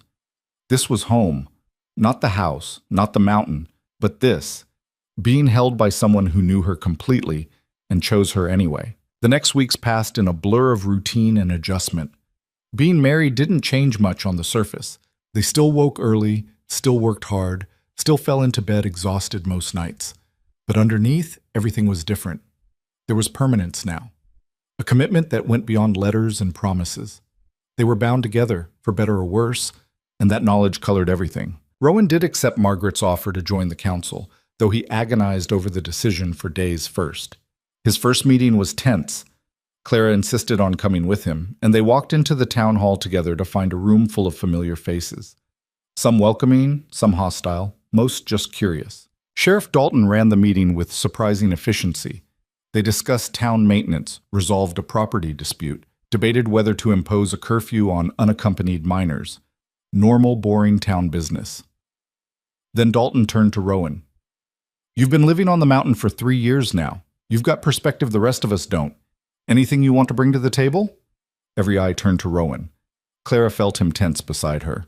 The trail, he said finally. The main one up to the ridge. It's washing out in places. Storm damage. Someone's going to get hurt if it's not fixed. That trail hasn't been maintained in years, one of the council members said. Hardly anyone uses it. I use it. Clara uses it. And hunters use it during season. Just because you don't see it doesn't mean it's not important. There was a brief silence. Then Margaret spoke up. Rowan's right. We should organize a work party. Fix it before winter really sets in. To Clara's surprise, several people nodded agreement. They voted, and the motion passed. A small thing, but Rowan looked stunned. They listened, he said as they walked home later. They actually listened. Of course they did. You made sense. That's never mattered before. Maybe things are changing. Maybe. The work party happened the following week. A dozen men and women showed up with tools and materials, and they spent a full day clearing debris, reinforcing weak spots, making the trail safe again. Rowan worked alongside them, quiet but present, and Clara watched as something shifted in how people looked at him. Not acceptance, not yet, but something closer to respect. That night, exhausted and dirty, they collapsed into bed together. "Today was good," Clara said. "It was strange. Strange good or strange bad? Just strange. I'm not used to people wanting me around. Get used to it. You're stuck with them now." Rowan pulled her close. "As long as I'm stuck with you too. Always." But even as things improved in some ways, old wounds remained. One afternoon, Clara was in town alone. Rowan was checking his trap lines when she overheard two women talking outside the general store. "I still say she's making a mistake," one of them said. "Marrying that man. What kind of life is that, stuck on a mountain with someone like him?" "Maybe she had no other options," the other replied. "You know what they say about women who answer those advertisements. Desperate." Clara felt heat rise in her face. She could walk away, pretend she hadn't heard, but she was tired of pretending. She stepped into view, both women startled. "I answered the advertisement," Clara said evenly, "because I wanted to, not because I was desperate, and I married Rowan because I love him, because he's a good man who was treated terribly by this town. If you have a problem with that, say it to my face. Don't hide behind gossip." One of the women had the grace to look ashamed. The other just lifted her chin defiantly. "You're entitled to your choices," she said, "but don't expect us to celebrate them." "I don't expect anything from you," Clara replied, "except maybe basic human decency, which clearly is too much to ask." She walked away before they could respond, her heart pounding. She'd never been confrontational like this before, never stood up for herself so directly. But something had changed in her over these months. She'd found her spine. When she told Rowan about it later, he looked worried. "You shouldn't antagonize them," he said. "It'll just make things harder." "Harder than what? Letting them talk about us like we're not real people? Letting them act like our marriage is some kind of tragedy?" Clara shook her head. "I'm done being quiet. If they want to judge us, they can do it to our faces." "Clara, but..." "No. You've spent 3 years hiding from their judgment. I'm not going to do the same. We're married. We're building a life. And if they can't handle that, it's their problem, not ours." Rowan stared at her, something like awe in his expression. "You're incredible, you know that? I'm just tired of being afraid." "You were never afraid." "I was. I am. But I'm more afraid of letting them win." Winter came early that year, hitting hard and fast. The first real storm caught them by surprise. 3 feet of snow in 2 days, winds that threatened to tear the roof off. They were trapped inside for a week, just them and Bear and the howling white void beyond the windows. But it was okay. Better than okay, actually. They had food, fuel, each other. They played cards and read and talked about things they'd never had time for before. Clara told Rowan about her childhood, about the mother she barely remembered who'd died when she was 5. Rowan told her about learning to hunt with his father, about the first deer he'd killed and how he'd cried over it. "I was 12, he said, old enough to know it was necessary, but young enough to feel the weight of taking a life. My father didn't mock me for crying, just said it was good to feel it. Said the day I stopped feeling it was the day I'd need to worry." "Do you still feel it?" "Every time. Less than I did, but it's there. That recognition that I'm ending something that was alive. That's not weakness." "I know. Took me a long time to understand that, though." On the 5th day of being trapped inside, cabin fever started setting in. They were both restless, snapping at each other over small things. Bear sensed the tension and stayed between them, watchful. "I need air," Rowan said, pulling on his coat. "You'll freeze." "Then I'll freeze. Better than staying cooped up in here." He stomped out and Clara let him go. She understood the need. Sometimes the walls got too close, the space too small. Sometimes you needed to step outside just to remember there was an outside. He came back 20 minutes later, snow-covered and shivering, but calmer. Clara had made coffee, strong and hot, and handed him a cup without a word. "Sorry," he said, "for being an ass." "You weren't. We're both going crazy." "Yeah." He sipped the coffee, warming his hands on the cup. Being married is harder than I thought it would be. Claire's stomach dropped. What? Not harder like I regret it. Harder like I'm not used to having someone see me when I'm at my worst. Not used to having to consider another person before I make decisions. It's an adjustment. Oh, yeah, it is. You ever regret it? Marrying me? Clara thought about it honestly. No, but there are moments when I miss having space that's just mine. When I wish I could be messy or cranky without worrying about how it affects you. Is that terrible? It's human. Rowan set down his cup, pulled her close. We're going to have moments like this. Times when we drive each other crazy. When the space feels too small and the winter too long, but we'll get through them. Promise? Promise. The storm finally broke on the 7th day, leaving the world transformed. Everything was white and pristine, the kind of beauty that made your chest ache. They dug themselves out slowly, clearing paths, checking on the animals, assessing damage. Roof held, Rowan announced, examining it from the ground. Chimney's fine. We made it through. First winter storm as a married couple, Clara said. One down. Who knows how many to go? At least 40 if we're lucky. 40 winters together. Clara tried to imagine it. 40 years of this. Work and struggle and quiet moments of grace. That sounds good. Yeah, it does. They spent the next weeks preparing for the worst of winter. Cutting more wood, preserving more food, reinforcing everything that could be reinforced. And in the evenings, they'd sit by the fire and talk about the future. I want to expand the garden next spring, Clara said one night. Maybe build a greenhouse. We could grow things year-round. We'd need glass. That's expensive. We could save for it. Or maybe find old windows, repurpose them. Rowan considered this. That could work. I've seen greenhouses like that. Not pretty, but functional. Who cares about pretty? I care about fresh vegetables in February. Fair point. He stretched out his legs toward the fire. What else? What else what? What else do you want? For the future. Clara was quiet for a moment, gathering courage. A family. Eventually. Not right away, but someday. I want kids. She felt Rowan tense beside her. Kids, he repeated. Do you not want that? I don't know. I've never really thought about it. Didn't seem like something that would happen for me. And now? Now I'm married to you, and I'm realizing there's a whole life ahead of us I never let myself imagine. He looked at her. Kids would be complicated. Up here, isolated. No school, no other children around. What kind of life is that for a kid? The kind where they grow up strong and self-sufficient, where they learn the value of hard work and the beauty of the natural world, where they're loved and wanted. What if I'm a terrible father? What if you're a wonderful one? Rowan shook his head. You make it sound simple.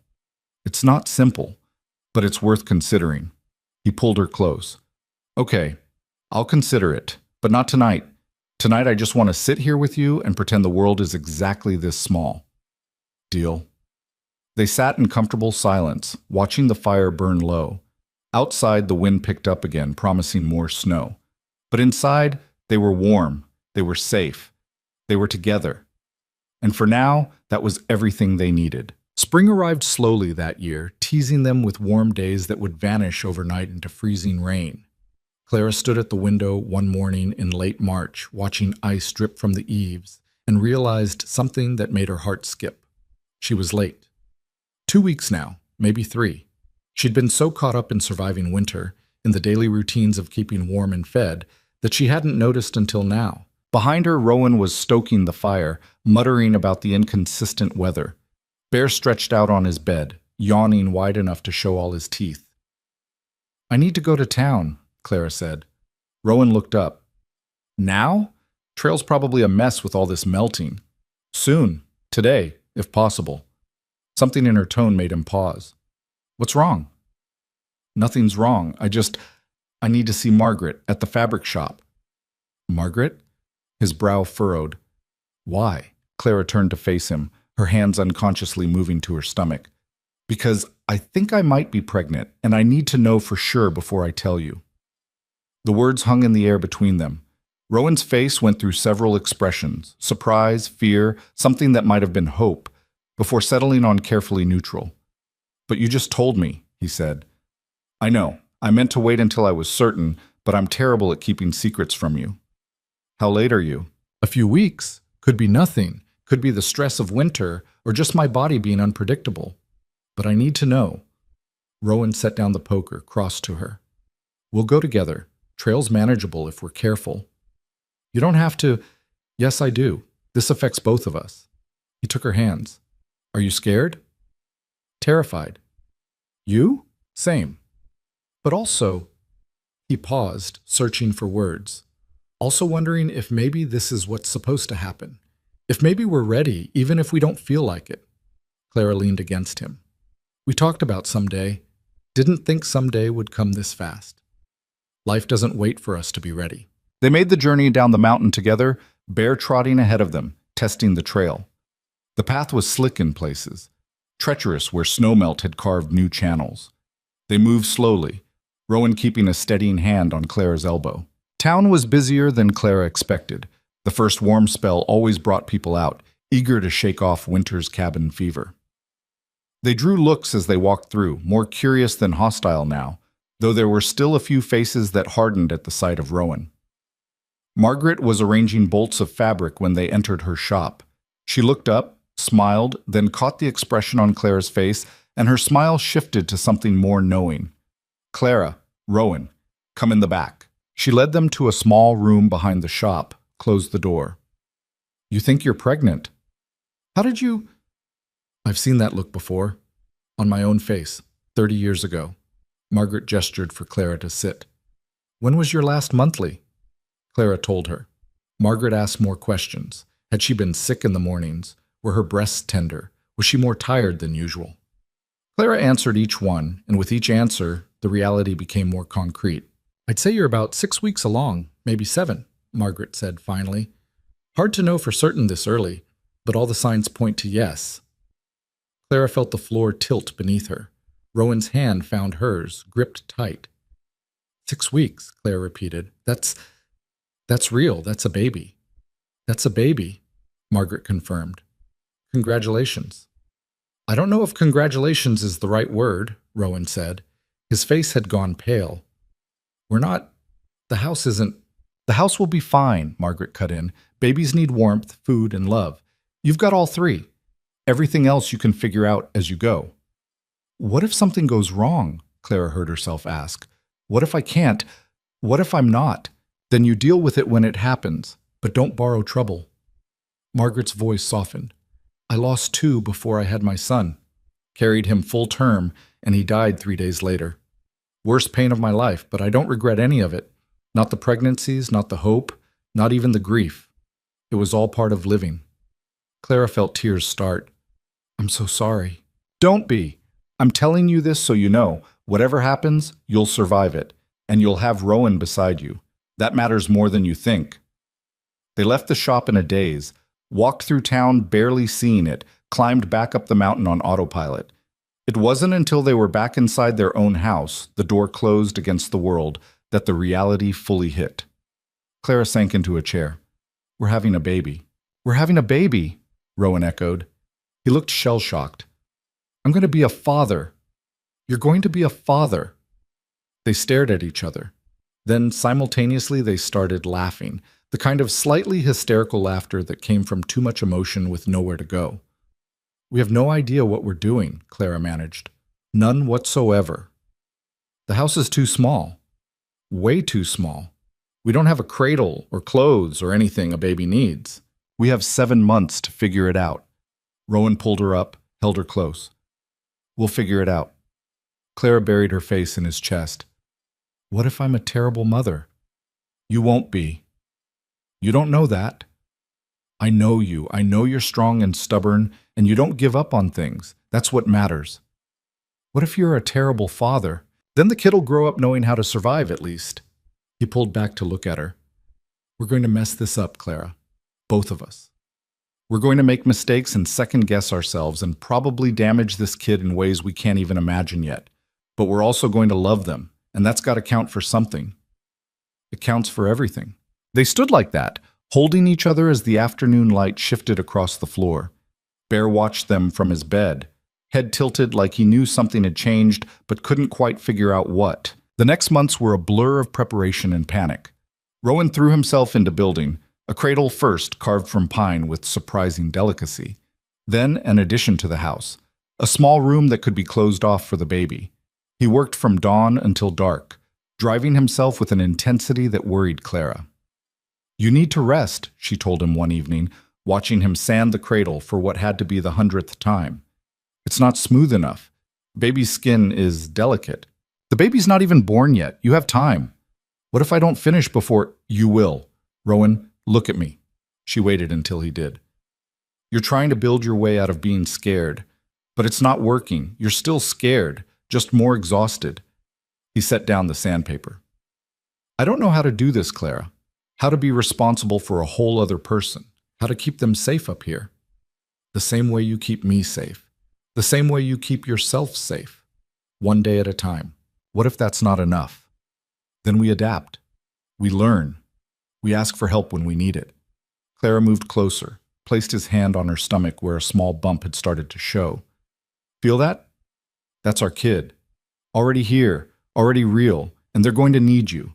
Not perfect, just present." Rowan's hand spread across her belly, gentle and reverent. "Hi," he said quietly, talking to the bump. "I'm your dad. I'm probably going to screw this up, but I promise I'll try my best." Clara felt the baby move, a flutter barely there. "Did you feel that? Was that—" "The baby. First time I felt movement." Rowan's face transformed.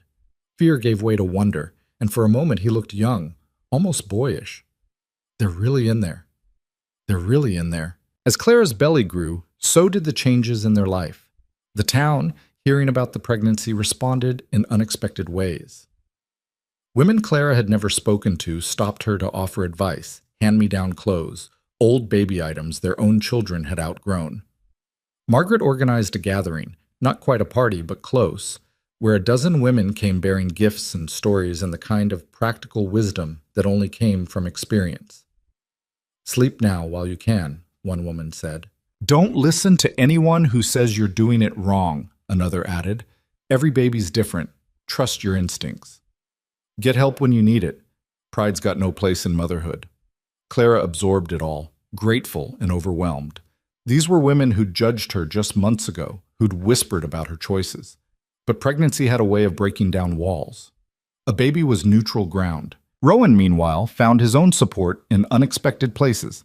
Sheriff Dalton stopped by one afternoon with a hand-carved rocking horse. "Made it for my own kids years back," he said gruffly. "They're too old for it now. Thought yours might want it." Rowan took it carefully, running his hands over the smooth wood. "This is beautiful work. Your dad taught me how to carve, actually, back before—" Dalton cleared his throat. "Before things went sideways. He was a good man. Would have been proud of you." "I'm not sure about that." "I am. You survived something that would have broken most people. Built a life despite everyone working against you. That takes strength." Dalton shifted uncomfortably. "And you're going to be a father. That's worth being proud of." After he left, Rowan stood holding the rocking horse, his jaw working. "You okay?" Clara asked. "He knew my father. I'd forgotten that. They used to go hunting together. He's trying to make amends." "I know, it's easier when people stay in their boxes. When the town is all bad and we're all good. But it's not that simple, is it?" It never was. Summer came in hot and bright. Clara's belly swelled until moving became an effort, until sleeping was impossible, until she felt like she might burst. Rowan hovered, anxious and attentive, driving her slightly crazy with his constant checking. "I'm fine," she said for what felt like the 1,000th time. "You're breathing heavy." "I'm 8 months pregnant. Everything makes me breathe heavy." "Should I get Margaret?" "Rowan, I love you, but if you ask me one more time if you should get Margaret, I'm going to throw something at you." He held up his hands. Okay, I'm just scared. I know, me too, but hovering doesn't help." He tried to give her space after that. Tried and failed, mostly. Clara found it equal parts annoying and endearing. This man who'd lived alone for years, who'd learned to need no one, was now terrified of being more than 10 feet away from her. The contractions started on a Tuesday afternoon in late August. Clara was folding laundry when the first one hit, a tightening across her belly that made her pause. She waited. 15 minutes later, another one. "Rowan?" she called.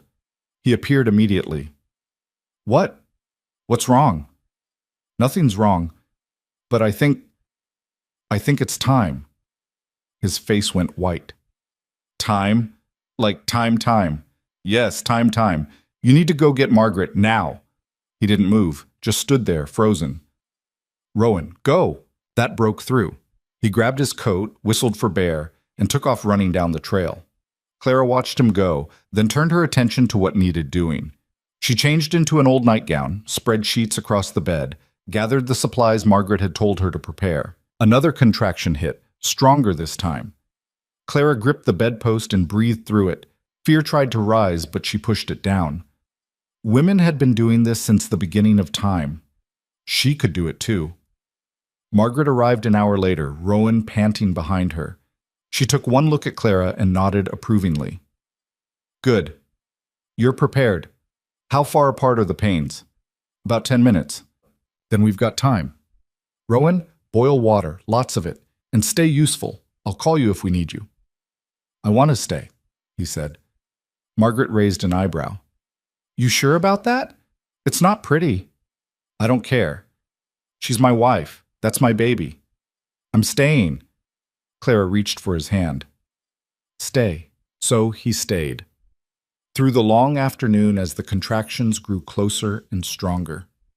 Through the evening as Clara's water broke and the real pain began. Through the night as she labored, alternating between walking and resting, between screaming and silent concentration. Rowan held her hand until she squeezed hard enough to hurt.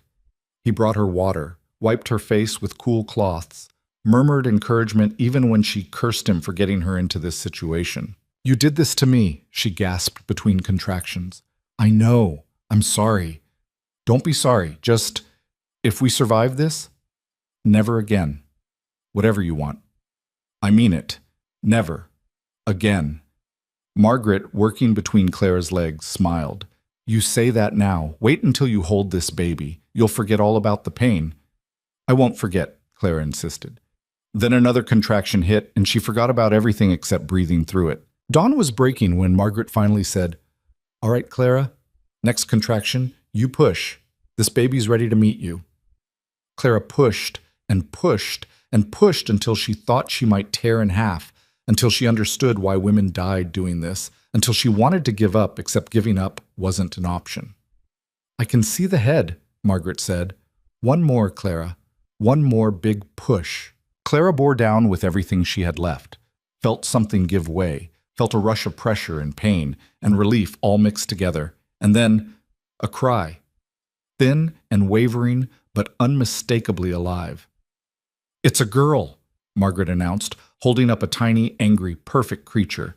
"You have a daughter!" Clara collapsed back against the pillows, tears streaming down her face.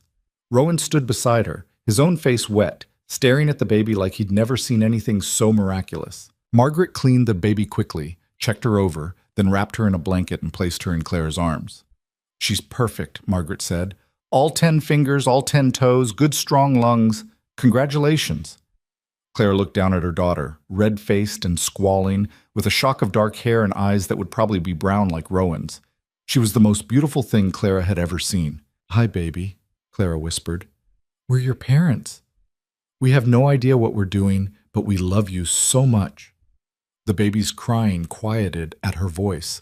Those unfocused eyes seemed to search for the source of the sound. Rowan reached out tentatively, touched one tiny fist. The baby's fingers wrapped around his, gripping with surprising strength. "She knows you," Clara said. "She's perfect," Rowan breathed. "She's absolutely perfect." They named her Emma, after Clara's mother. Emma Grace Hale. It had a good sound to it, solid and strong. The first days were a blur of exhaustion and wonder. Emma slept, woke to eat, cried, and slept again. Clara fed her, changed her, held her, and tried to sleep whenever the baby slept. Rowan hovered, anxious and helpful in turns, learning how to swaddle and burp and soothe. Margaret stayed for 3 days, teaching them everything she could, how to tell different cries apart, how to check if the baby was too hot or too cold, when to worry and when to trust that everything was normal. "You're doing fine," she assured them on the third day as she prepared to leave. "Better than fine. This baby's lucky to have you." After she left, it was just the three of them. The house felt different now, fuller, louder, more alive. Bear had taken to sleeping under Emma's cradle, appointed himself her guardian. Whenever she cried, he'd look at Clara and Rowan like they'd better fix this problem immediately. "Our dog's judging our parenting," Rowan observed one night. "He's not wrong to. We're making this up as we go." "All parents do, I think." Clara looked down at Emma, asleep in her arms. "She's so small, so fragile." "She's stronger than you think. Look at her parents. She's got stubborn bred into her bones." "Poor kid." "Lucky kid." The town's response to Emma's birth was unexpected. People stopped by with gifts, blankets, clothes, toys carved from wood. The same people who'd shunned Rowan brought offerings for his daughter. Clara didn't know what to make of it. "Babies are safe," Margaret explained when Clara asked. "They haven't done anything to judge yet. People can express kindness to a baby without feeling like they're betraying their position on you and Rowan. That's depressing. That's human nature. Take the gifts. Let people be kind in whatever way they can manage. It's a start." So Clara took the gifts and thanked the givers and tried not to think too hard about the contradictions. Emma was fed and warm and loved. That was what mattered. When Emma was 3 weeks old, Rowan surprised Clara by suggesting they take her to town. "Are you sure?" Clara asked. "No, but I think we should do it anyway. Show her off. Let people see she's real and healthy and ours." "You want to show her off? Is that weird?" Clara smiled. "It's wonderful. But are you ready for the attention?" "I'm ready to stop hiding. Ready to be part of the world again, for her sake if not mine." He looked at Emma, asleep in her cradle. "I don't want her growing up thinking she has to hide. Don't want her to be ashamed of who her father is." "She won't be. How could she be? You're the best man I know." "You're biased." "Completely.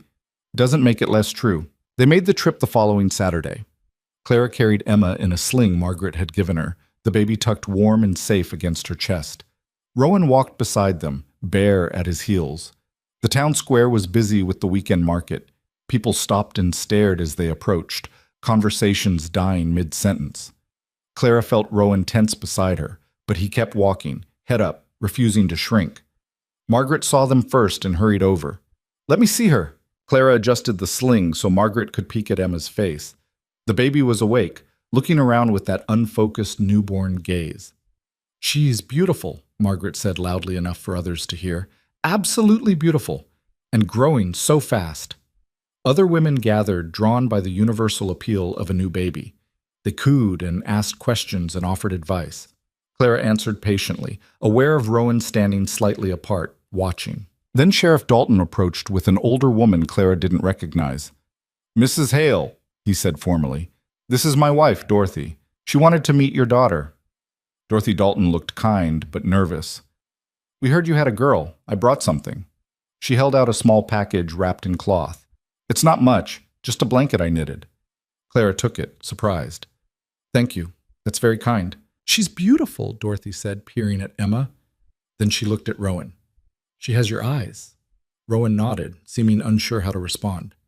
"My husband told me what he did," Dorothy continued, "coming up to your house with accusations when the fires started again. It was wrong. I told him so at the time." She took a breath. "You deserved better from this town.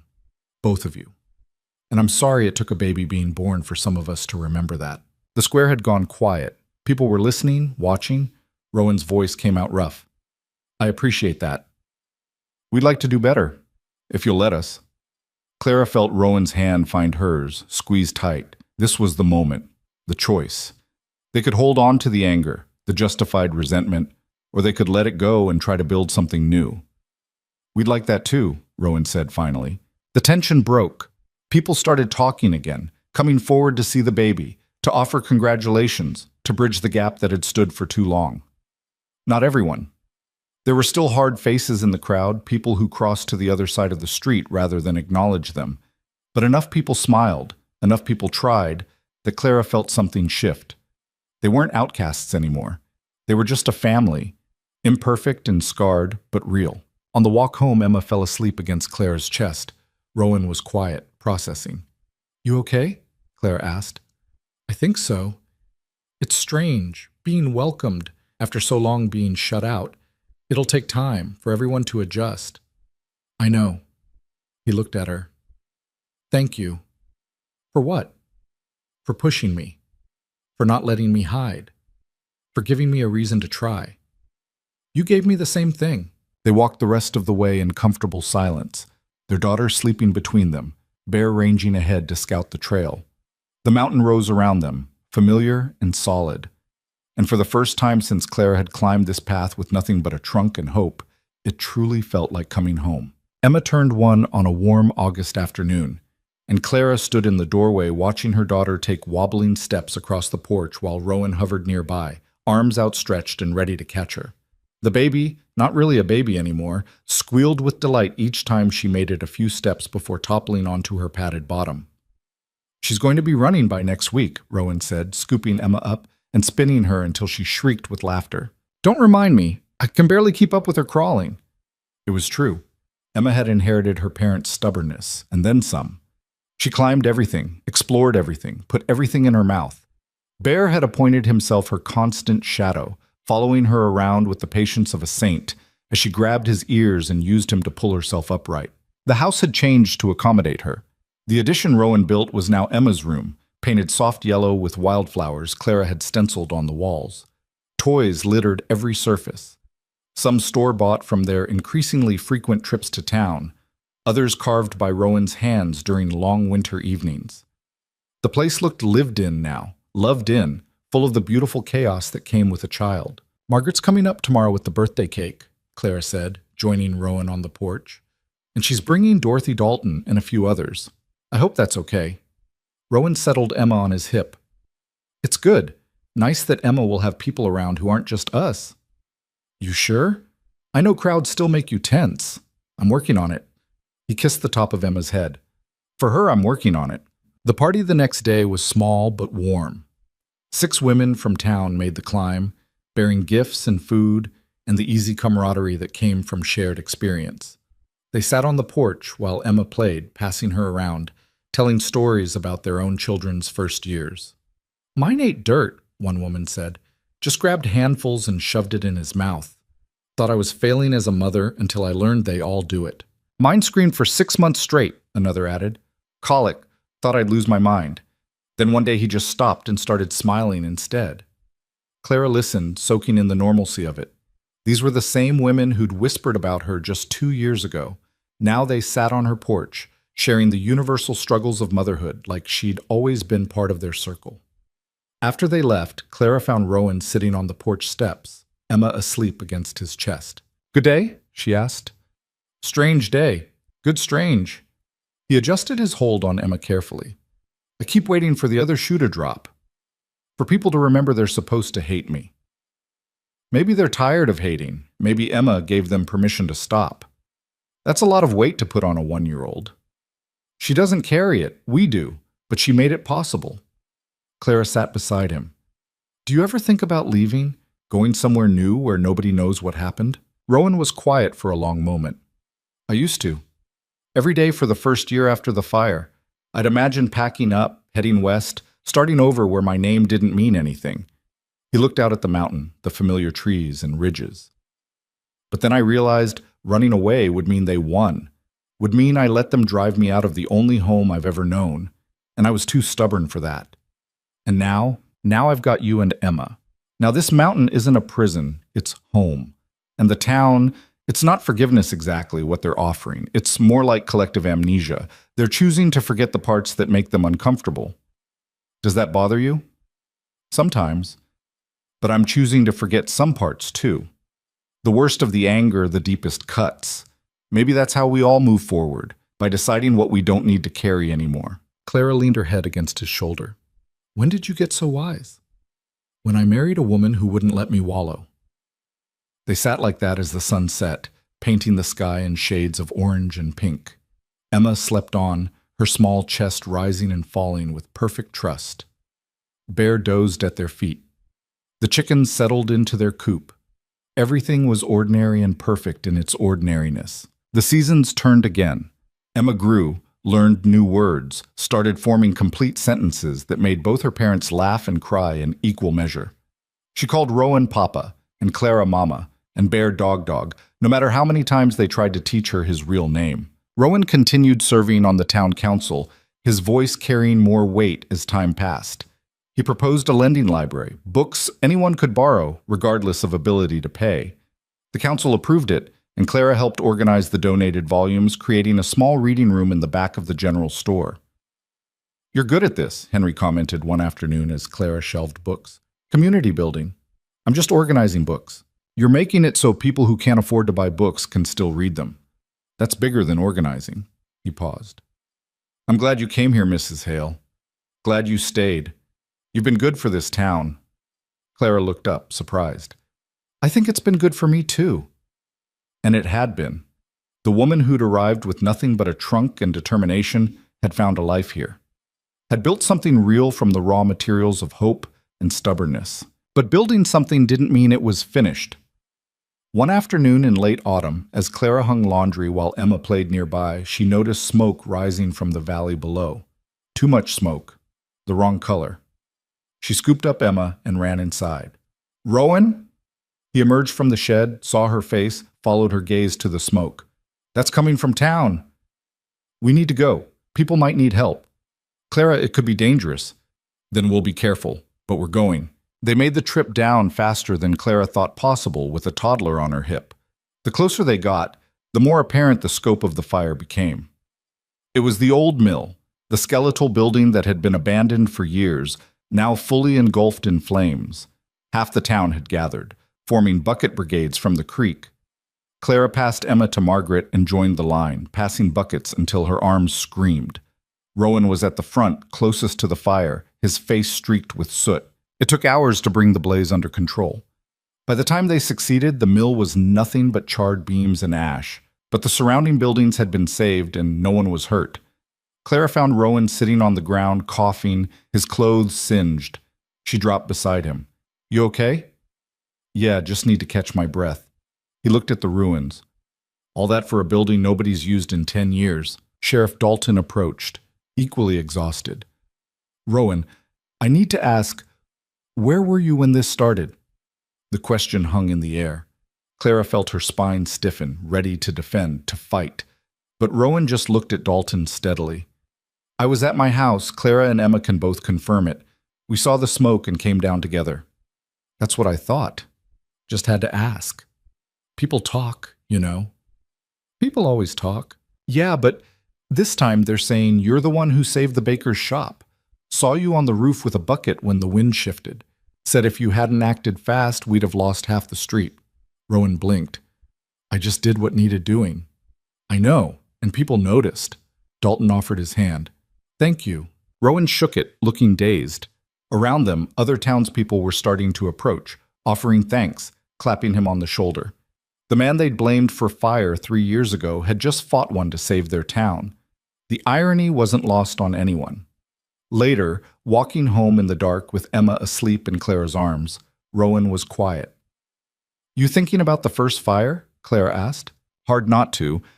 Standing there fighting flames, knowing people were watching and probably wondering if I'd started it. He shook his head. "But then they thanked me. Looked me in the eye and thanked me. You earned it." "Did I? Or did I just finally do something they couldn't twist into suspicion? Does it matter?" Rowan considered this. "No, I guess it doesn't. They believe what they want to believe. I can't control that. I can only control what I do. And today you did something good. Today I did what anyone would have done. That's the point. You're not the villain they made you out to be. You're just a man, flawed and human and doing his best." "When did you become a philosopher?" "When I married a man who made me think about what really matters." They reached the house to find Bear waiting on the porch, tail wagging in relief at their return. Inside, Clara put Emma to bed while Rowan washed the soot from his face and hands. When she emerged, she found him standing at the window, looking out at nothing. "I want to tell you something," he said. "Something I've been thinking about for a while." Clara waited. "That day you arrived, When I saw you walking up the trail with that trunk, I almost sent you away. Almost told you it was a mistake, that you should leave before you got tangled up in my mess. Why didn't you? Because you looked so determined, so sure. And I realized I wanted whatever you had. That certainty, that courage to walk toward something instead of away from it. He turned to face her. You changed everything, Clara. Not just my circumstances, but me. Who I am. What I believe I deserve. You deserved good things all along. Maybe. But I didn't believe it until you showed up and acted like I did. Like I was worth the climb, worth the risk, worth building a life with. His voice went rough. I'm not good with words, but I need you to know, you saved me.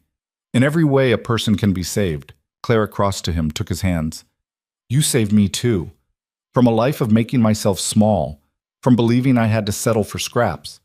You showed me what it looks like to stand firm in who you are, even when the world wants you to disappear. We saved each other then. Yeah, we did. They stood together in the quiet house, their daughter sleeping in the next room, their dog dozing by the fire. Outside, the mountain held them in its ancient embrace, and Clara felt something settle deep in her bones, the certainty that this was exactly where she was supposed to be. Winter came again, but this time they were ready. The house was warm, the pantry full, Emma bundled in sweaters Margaret had knitted. They spent long evenings by the fire, reading stories to Emma, teaching her songs, watching her grow. One night, after Emma was asleep, Clara found Rowan at the table with paper and pencil, writing slowly. What's that? She asked. A letter. To my father. He looked up, almost embarrassed.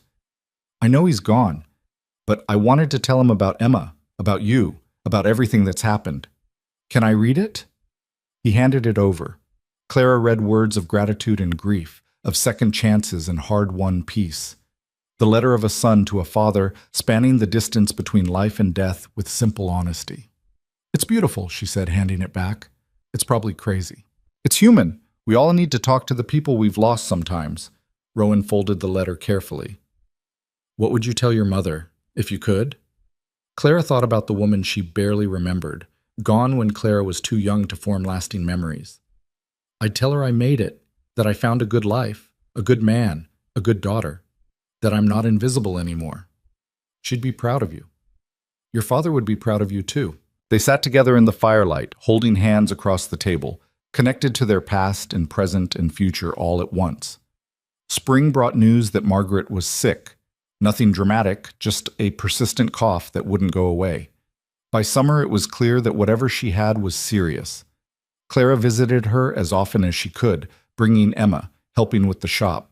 You don't have to do this, Margaret said one afternoon, watching Clara organize inventory while Emma played with fabric scraps. I want to. You've got your own life, your own family. You're part of that family. You married us. You helped bring Emma into the world. You taught me how to survive here. Clara set down the bolt of fabric she'd been holding. Let me help. Margaret's eyes filled. You're a good woman, Clara Hale. I learned from the best. By autumn, Margaret was bedridden. The town rallied, taking turns sitting with her, bringing food, keeping her company. Clara was there the day she died, holding her hand while Margaret drifted away peacefully. The funeral drew the whole town. Rowan gave a eulogy that had half the attendees in tears, talking about Margaret's kindness, her courage, her unwavering moral compass. She saw the best in people, he said, even when we couldn't see it ourselves. She believed in second chances, in redemption, in the power of choosing to do better. His voice cracked. She believed in me when no one else did, and I'll carry that with me until the day I die. After the funeral, as they walked home, Clara felt the weight of loss pressing down. Margaret had been her first real friend here, her guide, her proof that good people still existed. She lived well, Rowan said quietly. That's what matters. Not how long, but how well. I'm going to miss her. Me too. They climbed the mountain in silence, Emma sleeping against Rowan's shoulder. At home, they tucked her into bed and stood together watching her sleep. I've been thinking, Rowan said, about the shop. Margaret's shop? Her nephew's supposed to inherit it, but he lives 3 territories over, doesn't want to run it. Told the sheriff he's planning to sell everything and close it down. That's a shame. It's the only fabric shop for miles. What if we bought it? Clara turned to stare at him. What? We've got some savings, not a lot, but some. And you're good at running it. You basically have been for the past 6 months. We could keep it going, keep Margaret's legacy alive.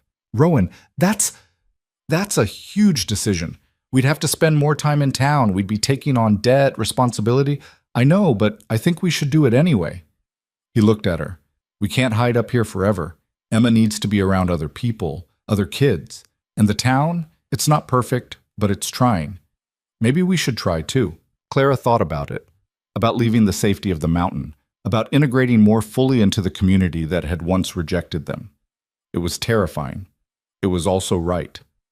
Okay, she said, let's do it. They bought the shop with a loan from the bank and reopened it a month later. Clara ran it 4 days a week while Rowan watched Emma and maintained their property. The other 3 days, they stayed on the mountain, keeping their roots deep in the place that had sheltered them. It was a balance, sometimes precarious. There were days when Clara missed the simplicity of their isolated life, days when Rowan struggled with being around so many people. But there were also good days, days when Emma played with other children while Clara worked, days when Rowan came to help and found himself in conversation with someone who'd once crossed the street to avoid him. The town changed around them, slowly but surely. A new family moved in, young couple with 2 kids, escaping some tragedy of their own. Clara watched the town's response, saw echoes of how they'd treated her and Rowan. She made a point of welcoming them, of offering friendship without questions. Pay it forward, she told Rowan. That's what Margaret would have wanted. Emma turned 5, then 6. She was wild and bright and fearless, climbing trees on the mountain and charming customers in the shop with equal ease. She had Rowan's eyes and Clara's stubborn streak and her own fierce spirit that belonged to no one but herself. One evening, sitting on the porch while Emma chased fireflies with Bear, Clara said, "Do you ever think about how different things could have been?" "How so?" "If I hadn't answered that advertisement, if you hadn't written those letters, if either of us had given up." Rowan pulled her close. "I think about it sometimes. Think about how close I came to not putting that ad in the paper, how I almost threw it away a dozen times." "What stopped you?" "Hope, I guess. Or maybe desperation disguised as hope. The idea that somewhere out there, someone might understand what it meant to choose a hard path and walk it anyway. And you found me. And I found you, or you found me. Either way, we found each other." Emma ran up to them, breathless and glowing. "Mama, Papa, look!" She opened her hands to reveal a firefly, its light pulsing soft and steady. "I caught the light." "So you did, baby," Clara said. "Now let it go so it can go home." Emma released the firefly, watching it spiral up into the darkening sky. "Will it come back?" "Maybe. If it wants to. If it remembers this is a good place to be." The firefly disappeared into the gathering dark, and Emma settled between her parents, content. Bear laid his head on Clara's feet. The mountain breathed around them, ancient and patient. "Tell me a story," Emma demanded, "about when you and Papa met." Clara and Rowan exchanged glances. They'd told her pieces over the years, carefully edited for a child's ears. But maybe it was time for more of the truth. "Your Papa lived on this mountain all alone," Clara began, "and I lived far away in a big city. We were both lonely, both looking for something we couldn't quite name. So your Papa put an advertisement in a newspaper." "What's an advertisement?" "It's a message asking for something. He asked if anyone wanted to come live on a mountain with him, and I saw it and said yes." "Why?" "Because sometimes you just know. You read something or meet someone and you feel it right here." Clara touched Emma's chest over her heart. "You feel like maybe this is what you've been looking for." "And was it?" "It was better than what I was looking for, because I found your Papa, and then we found you, and now we have this whole life we built together." Emma considered this seriously. "Was it hard?" Rowan answered, his voice gentle. "Very hard.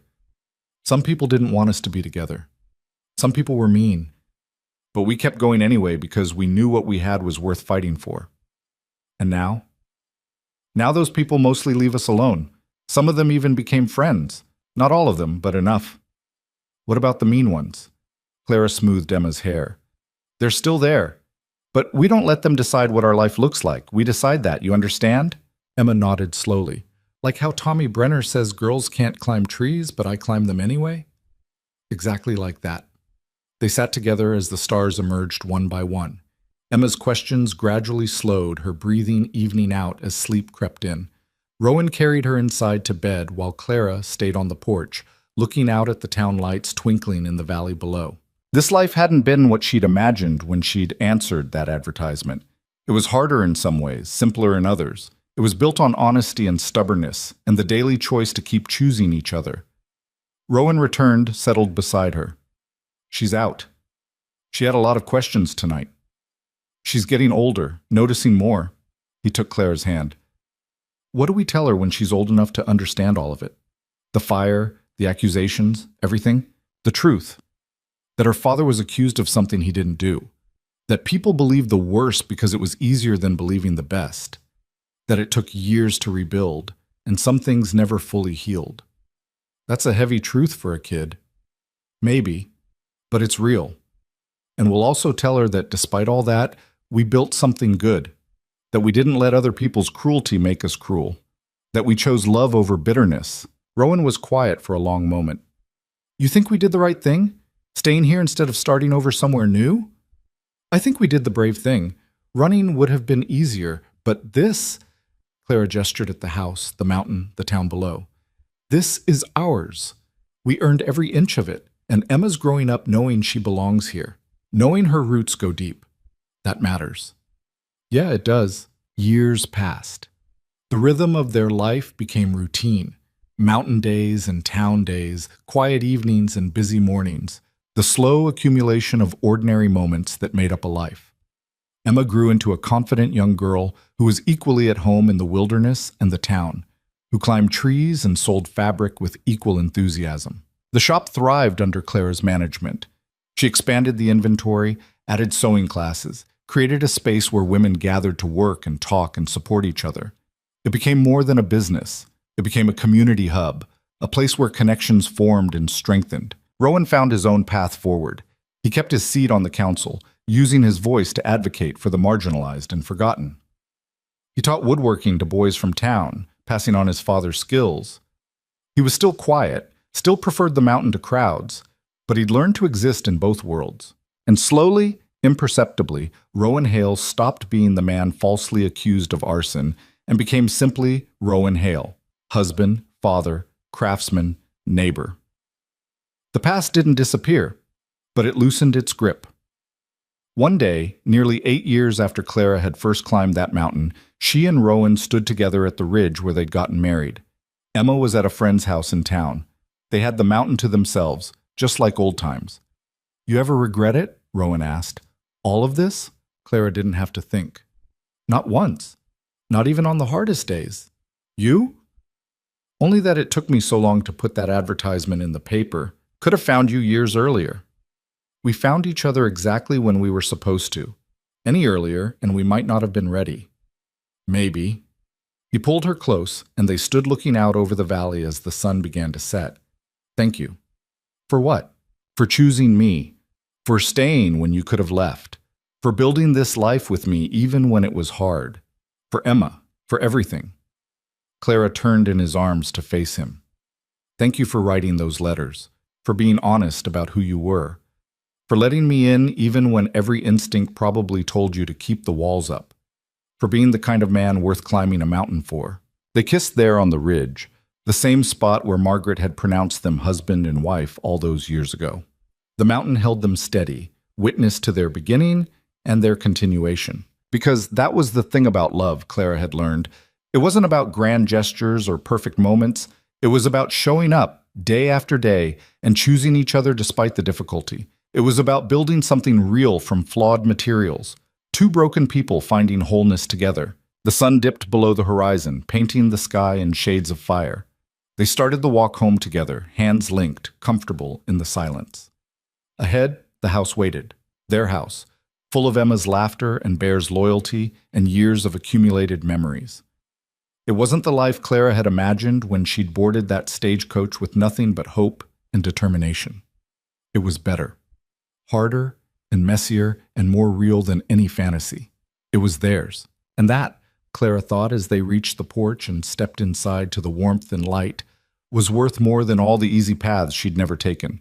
Worth every hard climb, every judgment weathered, every moment of doubt overcome. This was what it meant to be fully alive. To choose love over fear, to build something lasting in a world that told you it was impossible. To walk toward someone instead of away. To stay when staying was the hardest thing. To believe that people could change, that communities could heal, that second chances were real if you were brave enough to claim them. Clara had walked up a mountain to marry a stranger. She'd found a husband, a home, a daughter, a life. But more than that, she'd found herself. The woman she'd always been underneath the fear and self-protection. Strong, stubborn, unafraid to love completely. And standing in the house they'd built together, listening to Bear's contented snoring and smelling Rowan's coffee brewing for tomorrow morning, Clara understood something fundamental. Home wasn't a place. It was this. It was them. It was the choice to keep choosing each other day after day, year after year, through storms and sunshine, isolation and community, fear and hope. It was imperfect and beautiful and entirely, completely theirs. And that was enough. More than enough. It was everything.